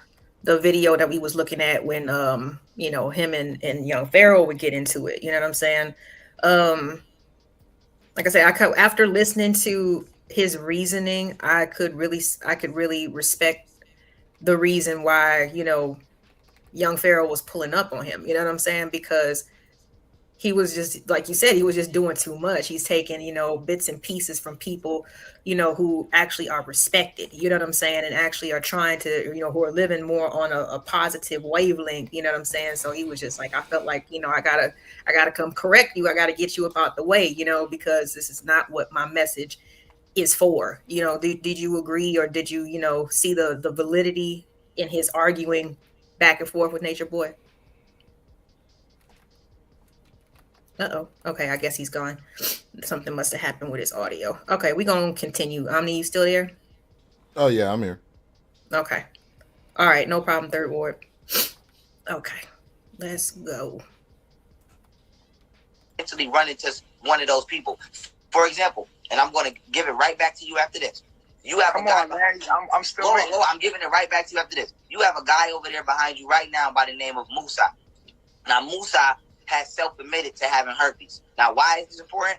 If nobody knew that Musa was over there sleeping with that white girl, and y'all kick that white girl out and she come over here, she can infect one of us with herpes. If nobody knew that Musa had herpes and you kick Musa out, he can come over here and infect one of us with herpes. So my thing is this. And I'm end on this and I'm going to pass it back. I don't understand why y'all or certain people with the name Christ don't know how to focus on the task. When I was getting on Polite, I got on Polite for scamming. But people kept saying, y'all should debate. This is not about a debate. This is about doing wrong by other human beings. When I'm getting on you, I'm getting on you for a multitude of things. One being keys in the money situation, another one being spreading STD situation, another one being you hitting on the women situation, and another one it's so many I can't even go down the damn line. But the point is, can you get a list of them? Can you get a list of the things that you have a problem with? I have a list of them, but I'm gonna pass it back to you because I'm not gonna come up. I'm a even though whatchamacallit, I got a lot to say. I respect people's platforms. I'm gonna pass it back to you and let you. Come on. You now that is your turn. You can ask me whatever or say whatever. But I had to get that out. I don't have a response to anything you said. My only thing is this. My only. I don't have a big response to what I say. I have a question for you. What would you like me to do? What you mean? I would like for you to stop spreading STDs. Take that damn baby to a hospital. Okay? Stop allowing women to give birth to illegally immigrant, alien, undocumented children, and all of the other. Wait, hold on. Let me get this straight. So number one, you want me to stop spreading STDs? Yes, that's the primary. Okay, so if you want me to stop spreading STDs, I mean, at the very least, my nigga, like what part doesn't he understand? Oh my God. Can you yourself prove that I have STD? Did you not admit that you came in contact with a woman who has herpes? Did Velvet not say she got herpes? Damn. Yes or no? Velvet said that. Okay. The dude behind you said he got herpes too. So if y'all all having sex with each other, is that not spreading STDs? If you said out your mouth that not only Serenity came over there with HIV, but that you have had multiple encounters with partners who have HIV, Mike Brown, who is your ex-lover. Wait, no. Mike Brown? Good. Hold on. Mike Brown Yes, he means Michelle. He means Michelle Brown. He means Michelle Brown. Huh? Right? What you mean? He said Mike Brown No. was his lover. He means Michelle Brown, right? No, there was a guy. He means Michelle. No. During his male exotic dancing days, he found a sugar daddy. Oh, so he gay. Mike. You said male exotic dancer. That's all I needed to know. He gay. Yes, Gotcha. he admitted earlier to being gay for pay when he first, I guess, was of age. He grew up in the foster care systems, kicked out, all that type of stuff, right? And had nowhere to go, blah blah blah. So that's what he did. He used what he got to get what he want. You know what I'm saying? But his sugar daddy's name was Mike Brown. If you I think they actually do have a picture of him in the documentary, though. I and every heterosexual man in the chat will agree to what I'm about to say. There's no such thing as gay for pay. Bruh, that's what I was saying. But hey, I'm just quoting because I don't like to label folks and this, that, the third. That's just what he said. I agree, though. Go ahead. Yeah, you're just gay. Because if you're willing to be gay for any amount of money, then that means you're compromised. That's all that is. Yeah, you know what? I did skip that step. My bad. Yeah, he was being intimate, with little boys and stuff. He didn't have. Wow. I'm not sure if it was his foster parents or the foster home. I don't know how he got started, but yeah, he was doing that type of stuff when he was younger too. So, and that's a lot of people, they don't understand about like the whole fast, term when they talk about children. You know what I'm saying? Like, the shit be pissing me off because kids usually, like, if they exhibit that type of behavior early, is because somebody taught them before they were supposed to learn. You feel what I'm saying? Kids don't know how to process that shit. They don't know what's appropriate and what's not. So it's like, I don't know. Again, no excuses, but yeah, could definitely contribute to his over sexual, you know what I'm saying? Just like obsession in general. But yeah, Mike Brown was his lover. Okay. Line, you're having symptoms of seborrheic dermatitis. Listen, go like this on your edge up and come to the camera. This is seborrheic. This is seborrheic. That is a symptom of HIV. No, it's not. Look, I got the post you posted, Nature Boy. You went to medical. Look. You went to medical. you went to web medical. You went to web. This nigga done screenshotted his stream to see what he was looking at on the other tabs. I'm dead. Y'all gotta make sure you're careful out there, content creators, man, because you never know what people are looking for or looking at. Yeah. WebMD. But there's a list of reasons why people can have seborrheic dermatitis.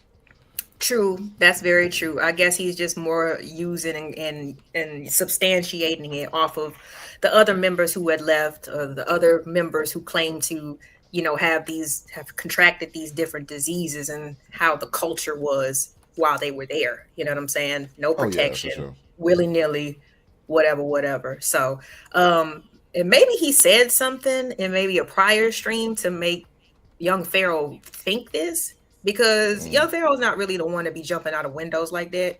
Not in my opinion. He usually backs up his stuff, so I'm not sure if he maybe alluded to something or if he said something. But yeah, I mean, there's lots of different reasons why you could have that type of dermatitis. For me, it's very telling when somebody like over pursues something. You know what I'm saying? Like when they just go to like all different types of links to explain or legitimize whatever they're saying. So when he started doing that, I was like, nigga. Yeah. You do it too much. I don't know. But again, too much in a defensive position. Yeah. And just the over explaining, hold on, let me pull this up and let me do this, and it was just too much. I was like, wow, somebody is really trying to convince somebody else that that's not what's going on. But if it's not what's going on, then it's just not what's going on. Like, it should be that simple. But all right, I'm gonna play a little bit more of this. Been on here for a few hours, and I'm gonna wrap it up. Let me just see where else they're gonna go. Like I said, they're gonna go back and forth with these WebMD facts and this, that, and the third. Let me get back to them talking. See, they doing this for like 5-6 minutes, showing web results and this, that, and the third. No, wait, but I'm trying to address what you're saying. I want people to understand. Wait, if that's a fact, if the mind and stress is the origin of all disease, how do you believe that it's a possibility that you could have seborrheic dermatitis, but it's not a possibility that you could have HIV? Because first of all, I had this all my life. I had this all my life. I had this all my life. How can one sickness be real and another sickness? I had this all my life. Bro, listen, let me tell you something. And I've had this all my life. I've been tested and came out negative every time I've been tested for the HIV virus. I have 4 beautiful children, healthy, beautiful children. Osiris, I had this before Osiris. I went to the hospital, had my children. Every woman I ever slept with should be HIV positive, but they're not. No one that ever slept with me is HIV positive at all. How you know that? Because I know. Is Mike Brown HIV positive? Is Mike Brown HIV positive? Is Mike Brown HIV positive? I'm telling you this. Is Mike Brown HIV positive? Bro, listen, I don't know what that man. That's that man's business. This is what I'm saying to you. Together, and he's allegedly HIV positive. Listen to what I'm saying to you. And he's allegedly HIV positive. Then you said Mike was my lover. Why would you ever say that, brother? Because according to the picture y'all got together, plus the phone recording that we have him on, plus the text messages that Pocahontas said correct. Said that she sent you texting Mike Brown. Okay, so these you have names those I'm sorry. Pocahontas this time just hit different. I don't even really I normally don't even do the pause stuff, but I was like, wait a minute, what? Pocahontas? What's up, Frieza? It's me and Omni up here. See, I told you about that Abby, but do you, player? What's up, Zyrax? Good afternoon. Good to see you. Oh my God, Pocahontas. That was crazy. Try to play me like that wasn't your lover. Wait. So You trying to say you got a big ass picture of you in his office. Mike Brown is and he got a big ass picture. So are you telling me that Mike Brown was not sending you anywhere from $5,000 to $10,000 every month for hush money? That he don't got a big ass picture of you in his office? That he don't allegedly got HIV and that you never text him talking about something? It's a rainy day and I'm just thinking of you and some other shit. And that somebody said they missed. Yo, bro, let me ask you a question. No, that's a fact. Listen. This is what you're doing, right? This is what you're doing. No, is that not a fact? Let me hear you. It's not a fact. That No, was it's not a your fact. lover, It's not a fact. No, it's not a fact. Let me explain now, bro. Let me talk to you real quick. Let me talk to you. So listen. At the end of the day, what you're doing is you're saying, am I gay or am I? Because I was. No, I'm not asking you, are you gay? I'm not asking you, are you gay? I don't want you to worry about. I just asked you, have you ever had sexual contact with Mike Brown? Listen to what I'm saying. And he's HIV positive. Let me finish what I'm saying. Put words in my mouth, though. Do you have proof that he's HIV positive? No, I'm asking you. Because that's what Bruh, listen. show me the proof. I don't have that man's medical record. Show me the proof that Mike Brown is HIV positive. Then show me the proof that I'm his lover. Show me the proof. Okay, wait a minute. Is you gonna let me go to it? Mike Brown's I'm finna go to it.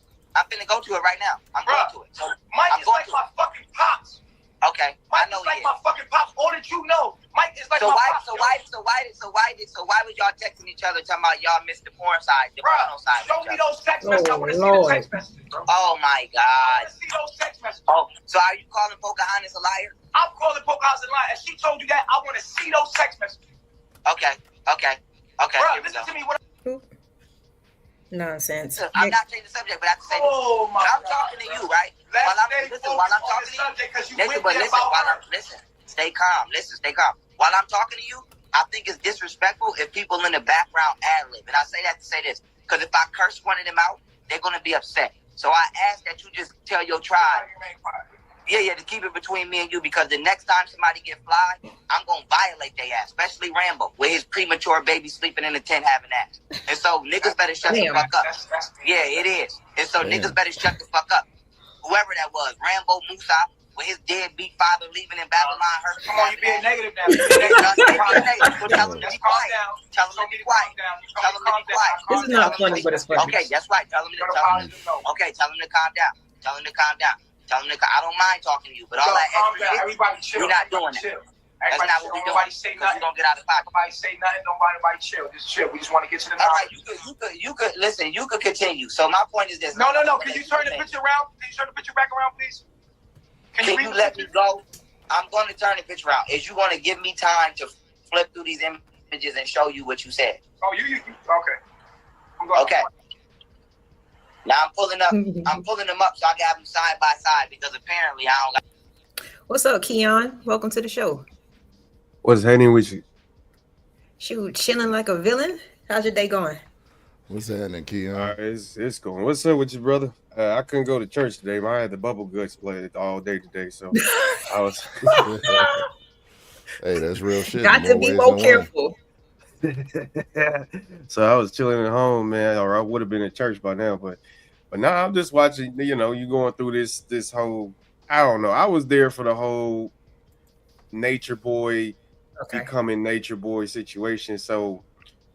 I don't know, man. To me, this shit was funny until he started talking about children and bringing on white women and FBI investigations and stuff like that. It was all jokes and games, you know. His old Bigo career era, that was hilarious, you know. But you know, once they started doing investigations and stuff, that's where I was like, oh man, I gotta go. I can't support this. Then he said something about a child, him watching his kids. Or him having sex in front of his kids or something like that. I'm like, man, you done lost your complete, absolute mind, boy. But go ahead. Yeah, no. There definitely was a progression, right, in terms of like how he got to be, you know what I'm saying, to the weird shit, you know, because you want to be living out in nature and stuff like that. I ain't got no problems with that. You know what I mean? But like as the years went by and then he started changing his name and, you know, more identifying and trying to make people worship him and acting like he's a second coming. Oh, matter of fact, Keon, I'm surprised. Did that offend you? I know you love your Jesus. Oh yeah, for sure. I mean, shoot, I wouldn't say it offended me, but you know, it made me concerned, you know, for his health. If anything, I don't know about offensive though. But go ahead. Oh, okay. I feel that. I like that. He said shit. I don't know about his health, goddamn, but all right, because Elijah the Christ. I know people. That was one of his names. He called himself Chief. 3 God, I believe, was the last one that he that he had. Yeah, that's the last one. Yeah, we had looked over whatchamacallit. Matter of fact, hold on, because do you know where to find that? Because I was playing the Sinetta broadcast when that happened. Give me 1 second. Find what specific? What you thought? Just the interview? The last interview where he had the 3 on his face and hit them cat nails and he breastfed and all that crazy stuff.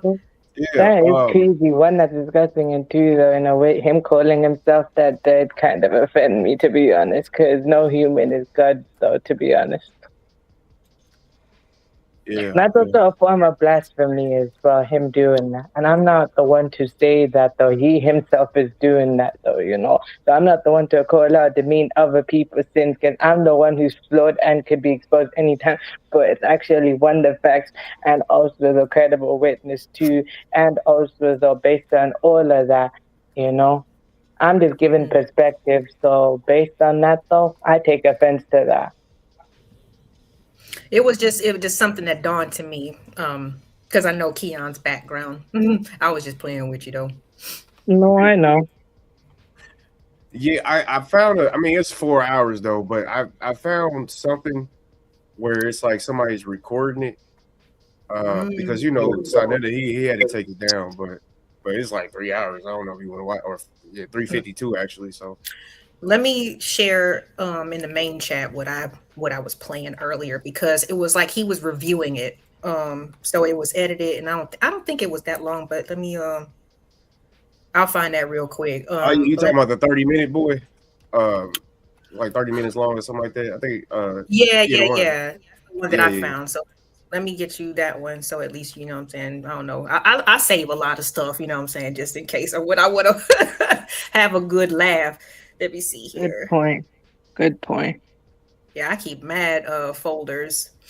Then I'll be forgetting where I'll be putting stuff sometimes. I'll be like, God damn it. Okay. LA the FBI, boy. You gotta watch I'm out. I'm not FBI. I'm not FBI, bro. I'm not. Oh yeah. No, I went to, I don't know. It's just how my brain works. I went to school for journalism, Keon. So I never wanted to be in the front, you know what I'm saying? Like the person like on the camera. I wanted to do the research for the person who told the story, you know what I'm saying? So that's just my niche. Okay, that's fair though. But I guess though God had the way I see it, God had a different plan for you. The way I see it though, I guess God had a different plan for you, I guess. You wanted to do something, but then in the end you end up doing something else. That just means though, you know, God just sent you a different plan. And it's working, I guess. You know, that just means you know. Wait a minute. Okay, I see the link here. I'm trying to and like, oh no, you should be in the front. This, that, like, no, like I just want to help, like put me in the back somewhere.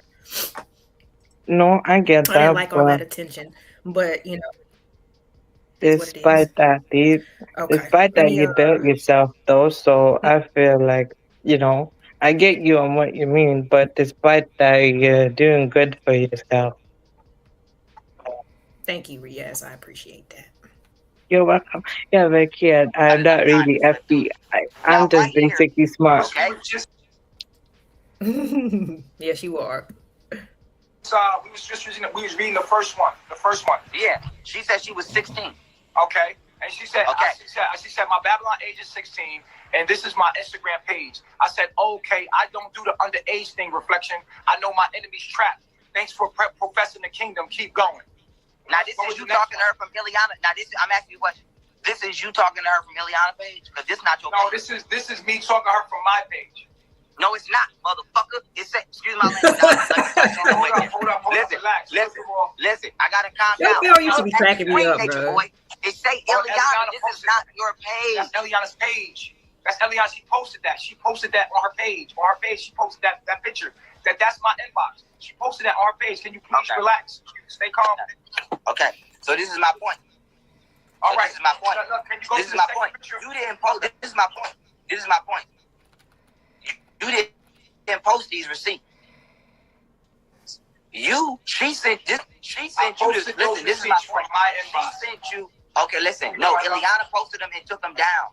Eliana posted them and took them down. They're not even up no more.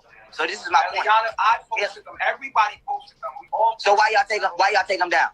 Because it's nothing. Because we already proved it wrong. We don't want to have that. No, you didn't. On our page. Okay, that's cool. Now let me ask you a question. Would you be willing to unblock her on WhatsApp so that she can scroll through y'all WhatsApp messages? Absolutely. All right. She's not blocked. She's not blocked. I can show you my WhatsApp. Okay. Listen. If that's your defense, and the people fine with that, cool. We don't gotta dwell here. And what I will say is this. Okay, because I'm having a problem with the disease existing in the mind thing because Mama Dia did die from her illness. All right, wait. Before we transition, before we just switch out to another thing. Okay, so let's deal with one thing at a time. So now we talked about the HIV and seborrheic dermatitis, right? Seborrheic dermatitis, 5% of the population, which is 16 million people, have the condition of seborrheic dermatitis, which means that's not. And not all right, so they still talking about this dermatitis crap. Oh my god.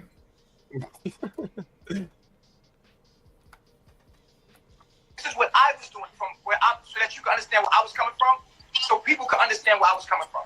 So this person people were in fear about HIV.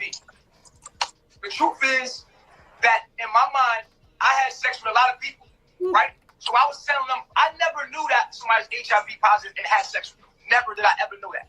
Ever. That was positive. I was trying to help make that person feel. So why would you say you did? Why would because you say I was. I'm sorry, just really quick. Yeah, I think it's just a very arrogant statement to be like, oh yeah, I had sex with a lot of people, but none of them had HIV. Like, how do you know that? Like, I just think that's very arrogant. You know what I'm saying? Just At the same time, you're not believing in any doctor. Like this is the whole movement that doesn't believe in going to the doctor or anything like that. That's exactly the logic wasn't logic. Yeah. No, it's almost like like that dumb notion, that just because she looked clean, what? Like, what does clean look like? You know what I'm saying? Like, you never know until it's too late, but people can, of course they gonna take pride in how they look, but everything that looks good ain't safe, So I don't know. I just was just like, damn, like this nigga is just like adamant that he knows for a fact that after all the encounters that he's had, ain't none of the people been infected with nothing, ever had anything. But now people in his camp are coming up infected. Like, heavy denial, El Boogie. Were you aware of that type of stuff that was happening, Keon? Like they mentioned a woman named Mama Dia, her passing away, premature children and stuff like that. Oh yeah, for sure. I was aware of all. Yeah, for sure. And what's so crazy is that he still got females that are still part of Carbonation that'll defend that type of stuff, like the whole Mama Dia. I don't know if Sudden still got it up, but he had an interview with current Carbonation, members. Like I think it was probably like in June of last year or something like that. Like when the Nature Boy stuff was actually still going on. And they were adamant, like Mama Dia, they were saying Mama Dia was not sick anymore. She just ended up, passing away. They would say that they think that it's okay to have sex in front of the kids. It's just all natural. Kids don't look at sex as this. What did they say? Kids don't look at sex as like this sexual thing, I guess is what they was trying to say. They look at it as more innocent. Yeah, man, like they're nuts, man. I ain't gonna hold you. They're nuts as hell. Go ahead though. No, I didn't know it was that deep because like I didn't hear you know, all that stuff. I wasn't privy of the Facebook stuff. I only caught like stuff here and there. It was too disturbing to me. You know what I'm saying? Just like the whole Well, side of it. It was surprising to hear all this stuff, like how serious it actually got. Yeah. wait, can I be for even me? I felt the same with you. I didn't actually know about that a lot until people started talking about it a lot and stuff, you know. Then I actually started hearing about it. That's when I started to know. So based on that, I'm kind of in the same boat as well, you know. But yeah, I think the whole downfall of Nature Boy definitely came because of that white girl. You know what I mean? He only, That's what I said. I was like, as soon as they got the white girl, they was like, oh hell no, we got to get back out of here. You know what I'm saying? Yeah. Her parents I came to wouldn't school say just so white. I just think though his, you know, truthfully, you know, based on his own actions, he's his own downfall because his own arrogance is also, you know, you can add that in. No, I agree, but I was also saying you could add in his own arrogance though is the main reason for his own downfall. no, you can say that, but if you can have a pinpoint where it all went bad, I'm just saying that's when they start doing the investigation on because her parents, what's the her parents what's the word as missing reported her as missing. Reported her as missing. Yeah, so yeah, that's what I'm trying to tell you, Riz. If he was still doing this to, you know, us, I don't think they would give a damn. I'm gonna be honest. Damn, you think so? Wait, because I don't think so. And I only say that because, like I said, by the time that he had, you know, it finally got to the point where they were like, you know, it's time to go in and arrest him. I mean, they were in a cul-de-sac of a subdivision in the suburbs. You know what I'm saying? Like the police have been called out so many times for welfare checks and stuff like that because of the neighbors reporting them. I think it would have been a matter of time regardless. But yeah, I get where Kiana's coming from, but I'm kind of agreeing with Leslie on this one too. But I get you on what you're saying. That was a point though where it led up to. I'm not disagreeing with you. I fully agree with you. I just feel though like, you know, when you add in his own arrogance, right? Him thinking he can get away with it, he could not actually. I agree with you based on what you're saying, but his own arrogance also adds up to it, and his own arrogance led to his own downfall though, you know, because it's based on his own actions though, and at some point though it would have just led up to it. It's like a combination of a lot of things. Yeah, because he wasn't even supposed to get life, like but his disruption in the courts and stuff is why they decided to give him life plus 10 years, you know. So because ultimately, I think he was really just facing, I believe, like 30 to 40 years, you know. But him acting like he's three God, you know, disrupting the courts, firing his lawyer mid sentence, I think it was, or mid trial. Mid trial. I got to see this. You mean to tell me he was the original? If you think I came to play. God damn it, I'm not. He was the original one? Yeah, I'm gonna see if I can find it for you. The whole like trial video, that shit is hilarious, brother. Like, hold on. Let me see if I can. Go ahead, LA. No, you're good. I'm not sure how to pronounce this name. It says not true. The only reason is that he moved around. It took so long for him to get caught? I mean, possibly. Sure, you keep bouncing from, you know, country to country and stuff like that, and yeah, it's going to be a little tricky, especially just based off of you know, just in live streams and stuff like that, like no tangible evidence. Yeah. You know, wait, is that why it's called a digital? Sorry, I was just gonna say, is that why they call it a digital footprint for a reason? So what you think is this online thing, though, and if you just would have just, you know, led up to a digital footprint, and they would have just find his IP address anyway. Him like moving here to there, changing his IP address, they would have just, you know, tracked all of it and build a case around it, and they would have found him anyway, you know. I'm just saying that based on perspective thing, based on info, and based on, you know, credible witness thing, though, because one, though, I don't call out or demean other people's sins because me and myself, I commit worse sins, and also, though, you judge righteously. And I only say I give perspective. So that's his perspective talking. Mm-hmm. No, I feel you. His real judgment, because to me, real judgment is God. God is actually the real judge of everything. So what you think you're getting away with, you're not really getting away with. God just let that happen. And when actually you think you're comfortable, you're down. Mm-hmm. Yeah, that's the truth of the matter. That's why I was like, okay, Keon, I respect you. He was like, it's bad for his health. Like, he ain't got to feel no type of way about it. I feel you on that shit. I'm about to say he got life in prison, not me. You know. Go ahead. Right? And then who knows after that, you know? Exactly. When he in the upper room or lower room. I'm not sure. You know what I mean? Yeah. Well, actually, That person make them feel like, yo, like, relax.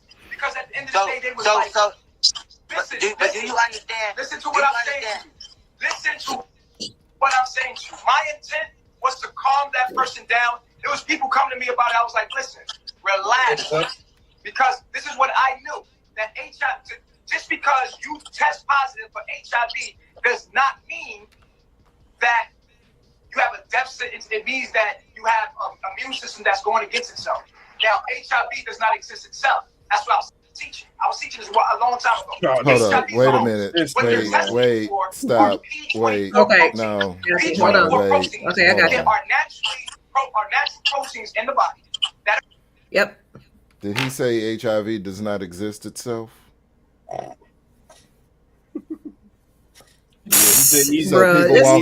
So people walking around with imaginary AIDS. That's crazy. Yeah, Eazy-E is still living, according to this nigga. You know.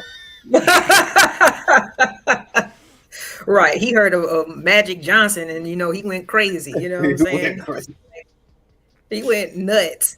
Oh, okay. Let me save this one. Yeah, that's why I was like, this shit was crazy. You know, like content creators, you know, when we see certain stuff online, and like I said, some people are just like, oh, like it's not a big deal. It's just entertainment, blah, blah, blah. Right.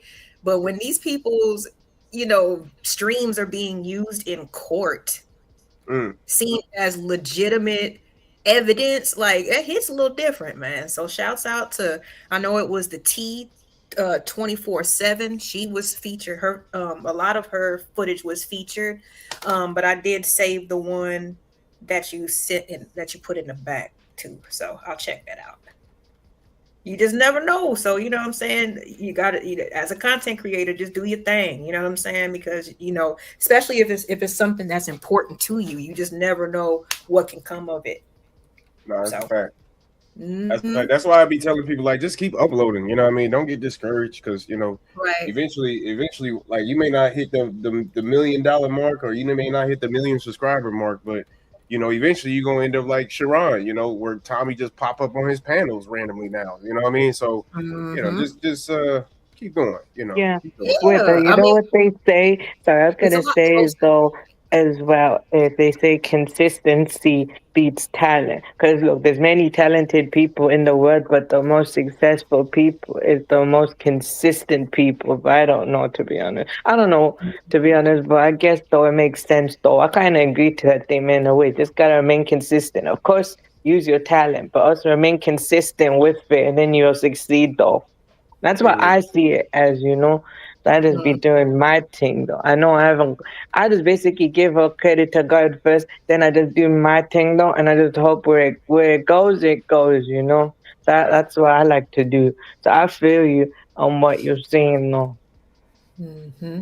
Yeah, that's just kind of what I'm doing right now. Still, you know, chipping away at my monetization. I don't, you know, you can't let people or anything like, you know, their opinions and stuff like that stop you. I know I don't have the most lit channel, but I like my crowd. You know what I'm saying? I like the people who hit my panels. We have great conversations, and then that's all I need, really. You know what I'm saying? Until I get exposed to more people, and you know, they choose to gravitate or they don't. You know, but it's all just, you know, these are topics and things that I really do have. I agree with you. I agree with you though, you know. just like this thing though with me. I just focus on my music related stuff. I like to promote UK hip hop culture. Of course, I can do anything else though, and I'd like to, and I've done it before. But I just focus on UK hip hop culture because that's what I enjoy the most. I'd rather do something that I like to do though, because that's just what I want to do, because it's my thing. So I do take into, if people request stuff, I'll take that. I'll take requests and stuff, but on TikTok, right? I'm already monetized there, and I'm making it, and I've also gotten like, you know, the people, the UK artists I support. I've got some of them to literally repost me though. Actually, they literally watch me and they reposted me. Yeah, I know that that's definitely your lane. You know what I'm saying? Riaz loves the UK grime, you know. So, but there's other Grime, people. UK grime and UK hip hop. So there's more than just grime. So you know, in the UK, there's more than just grime. Grime is one aspect of UK culture. So you got UK grime, road rap, UK trap. Then you have Afro swing. Then you got real rap lane. Then you've got the trap wave lane, though.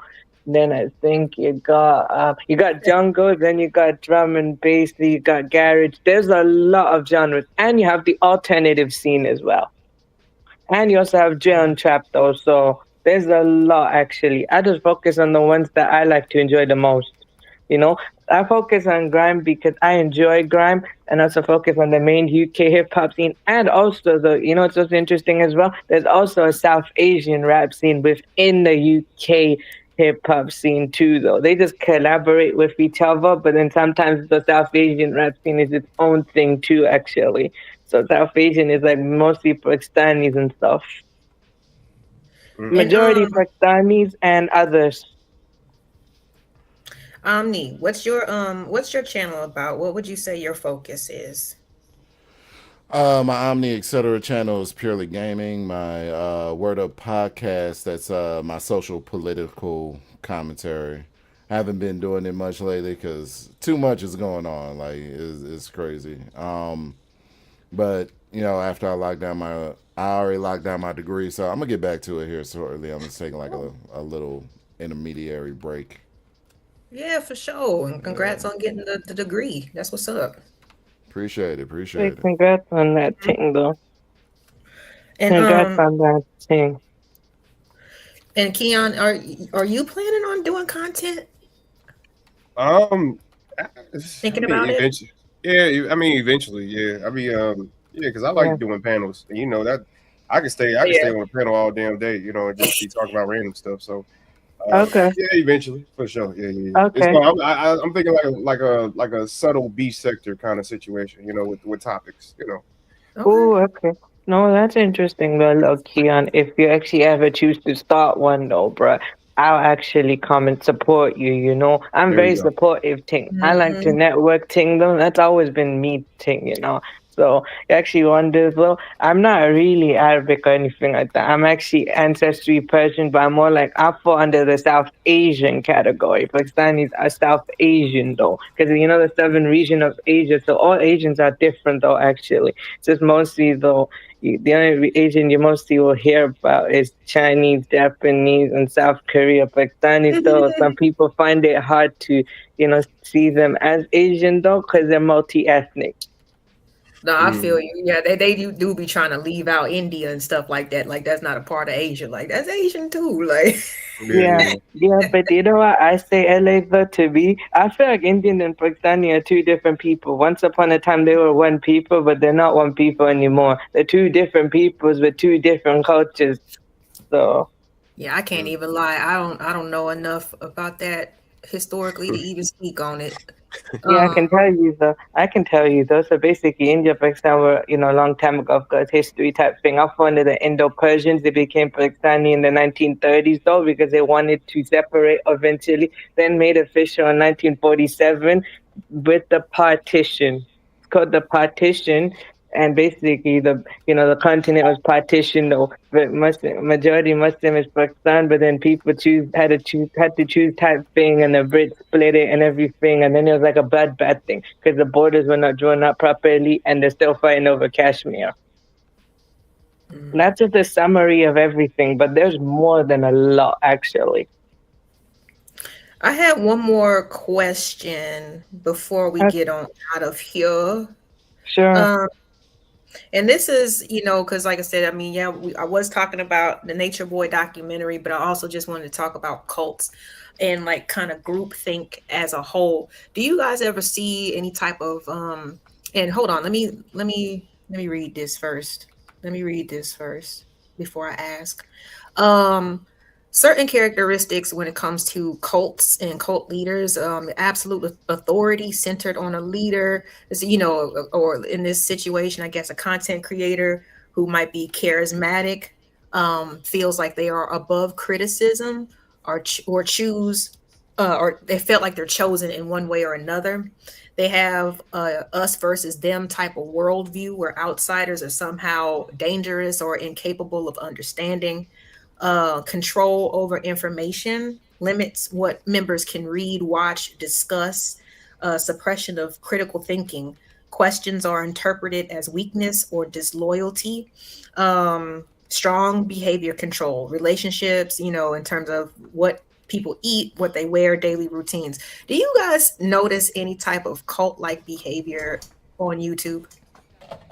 There is a lot actually. If in general, though, I'm sure there is a lot in aspects, though. Is it displayed? Yeah, but I think it just varies though, because I wouldn't just confine it to one place or another. Because in general, though, without saying name type thing, I guess it's all over the place. It's just some people just choose, some people just like me and you, we just choose to think freely and we go wherever we want to go to, free agent thing. But I guess some people just choose to do that, and that's in general, though. Some people just have that type of thinking, so. I'm not gonna look down on that, but I guess some people do have that to an extreme extent. I just asked. Go ahead. I'm sorry, Keon. Go ahead. I wasn't sure if I had said too much, or if I needed to repeat the question. No. You was from my understanding, you was just asking, is there like cults on YouTube? And for sure, there's definitely groups of individuals that. I would even say they almost see themselves through these people, you know what I mean? And that's why it even becomes a little cultish or a little bit fanboyish, in my opinion, because it's like they're living their lives like, I'm watching I Show Speed in Africa because I ain't never been to Africa, you know what I mean? Type situation. So, yeah, definitely a lot of cults in this space for sure.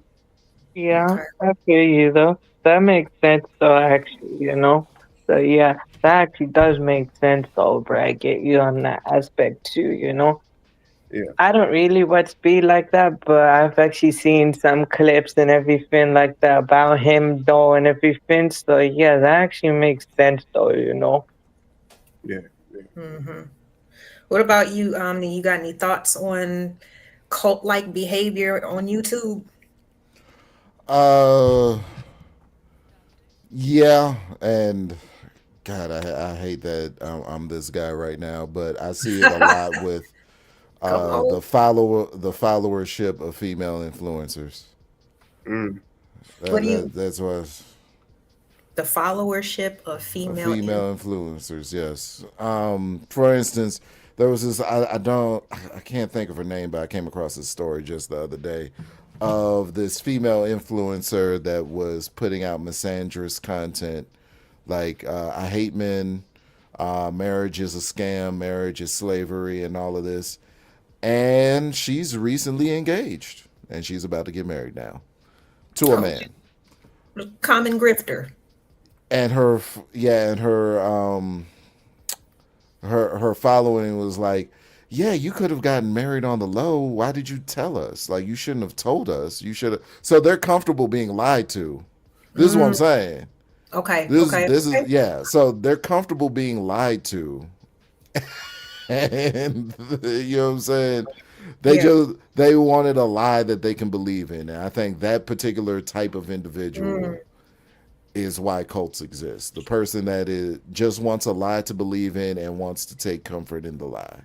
Oh, you have a point though. I get you on that aspect. That actually makes sense though, I feel you though. That's like, I use the music analogy too, because that's what I like to do sometimes in the bottom tier of, UK grime culture, right? For example, you get that mindset too sometimes though, actually, relating to this though. Bottom tier, right? Some people have this mindset though, oh, if you experiment or if you deviate from the way they want you to do it, you're not considered part of this genre. You consider like, nah, you ain't kind, or like, that type of thing. And some of these guys with that mindset, right? Some of them are like 30, 40-year-old men though, right? And they're like, they failed as an MC or as an artist, right? But they're mad that younger people taking advantages of opportunities they never had, right? And instead of taking personal accountability, they have kids, but they hate on kids, but they sit on a podcast all day complaining about all the scenes like this and that. And, back in our day, it's not like this. Like, okay, look, you keep what the foundations of the scene is, but evolve it with the times. And with that mindset, though, right? If they keep doing that, you're going to push younger people out of the genre. And slowly over time, it's going to get phased down, That's why they had like 3 waves, though,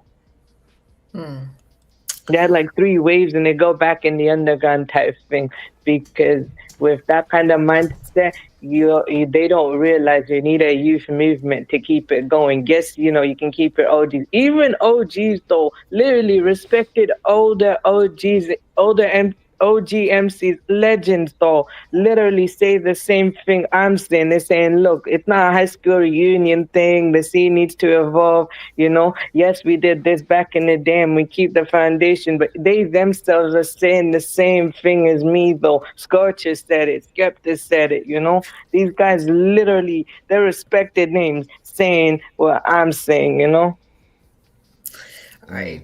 Riaz, definitely you cooking with that grind, man. You know your stuff, boy. I'll be like, okay, you got if there's ever a category in Jeopardy and is you answering all the questions, bro. Like you got it for the team, for real. Yeah, All right, but I also use that analogy because it's simple too, because and the whole point is though, based on the question you asked though, you're right. But I guess the YouTube thing, yeah, I agree with you. So I use that analogy because it's easier to explain my point. So yeah, it's pretty good stream and everything and stuff like that. Thank you. I appreciate your input. I know sometimes I do topics and that are kind of intense and they have subject matter that is a little, it could be a little touchy, but I appreciate your, your commentary. I appreciate you. You're welcome. I do appreciate you asking me good questions and stuff, I appreciate you asking me questions because I even have to start thinking, okay, look, I see where you're getting at with it and how to respond to it. Because it's actually good to ask questions type thing. So my final thoughts for real, Stefanos, please leave a like, a comment, share, connect to the host and everybody here and support everybody and help, the channel to grow and help, me and everyone else, grow too. And basically we're done. Absolutely. Appreciate you, Riaz. Well said. Well said. All right, Omni. Thank you so much for for your commentary too. I know this is like, the documentary came out a while ago, but again, this is what I wanted to talk about. So I was just like, shit, I'm not going to waste the content. We can try to make it interesting. We can, definitely doesn't have to stay on just the Nature Boy thing, but just cults in general. So I appreciate you joining me. You have any final words before we get up out of here? Oh, for sure. I appreciate you having me. I'm gonna ride with you every time, LA. When I catch you, sometimes I'll be busy, but when I see, I'll generally come up. And peace, love, health, wealth to everybody in the chat. Everybody that's checking it later on. Replay gang, do your thing. And what I'm saying, my usual thing to say is lift every book and read, because reading is fundamental and fun to mental. I like it. Okay. Take care, LA. All right. See you later, Omni. Appreciate you. That was Omni, y'all. Happy fun. All right. Well, I had a lot of fun with you guys. Thank you all for watching and tuning in, both on the horizontal, vertical side and on Twitch. Appreciate y'all. let me see here. Shouts out to Riaz. We had Omni. We had Keon up on the panel giving his opinion. Third Ward, thank you so much, because you normally don't hit panels that much, so I appreciate you. And everybody that is watching right now, thanks for liking, sharing, subscribing. I got a few, actually a few ideas, or maybe our next topic based off of you guys' comments. Okay, so I love when the chat be chatting. Please keep it up, y'all, because you inspire me. Like I said, I'm a writer, so it's like everything that I think, you know what I'm saying, is I'm saving it for something. You know what I'm saying? I'm saving it for something. Every piece of information, I'm just like, that's interesting. Let me tuck it and put it in this file back here. So when I'm ready, I can pull it back out, right? So I appreciate y'all. You know, definitely replay gang. Leave a super thanks. Hype me up. All that good stuff. Keep your notifications on for the next show, okay? Until then, and like I always say, continue to be good to yourself so you can be good to others. See y'all next time. Bye, y'all.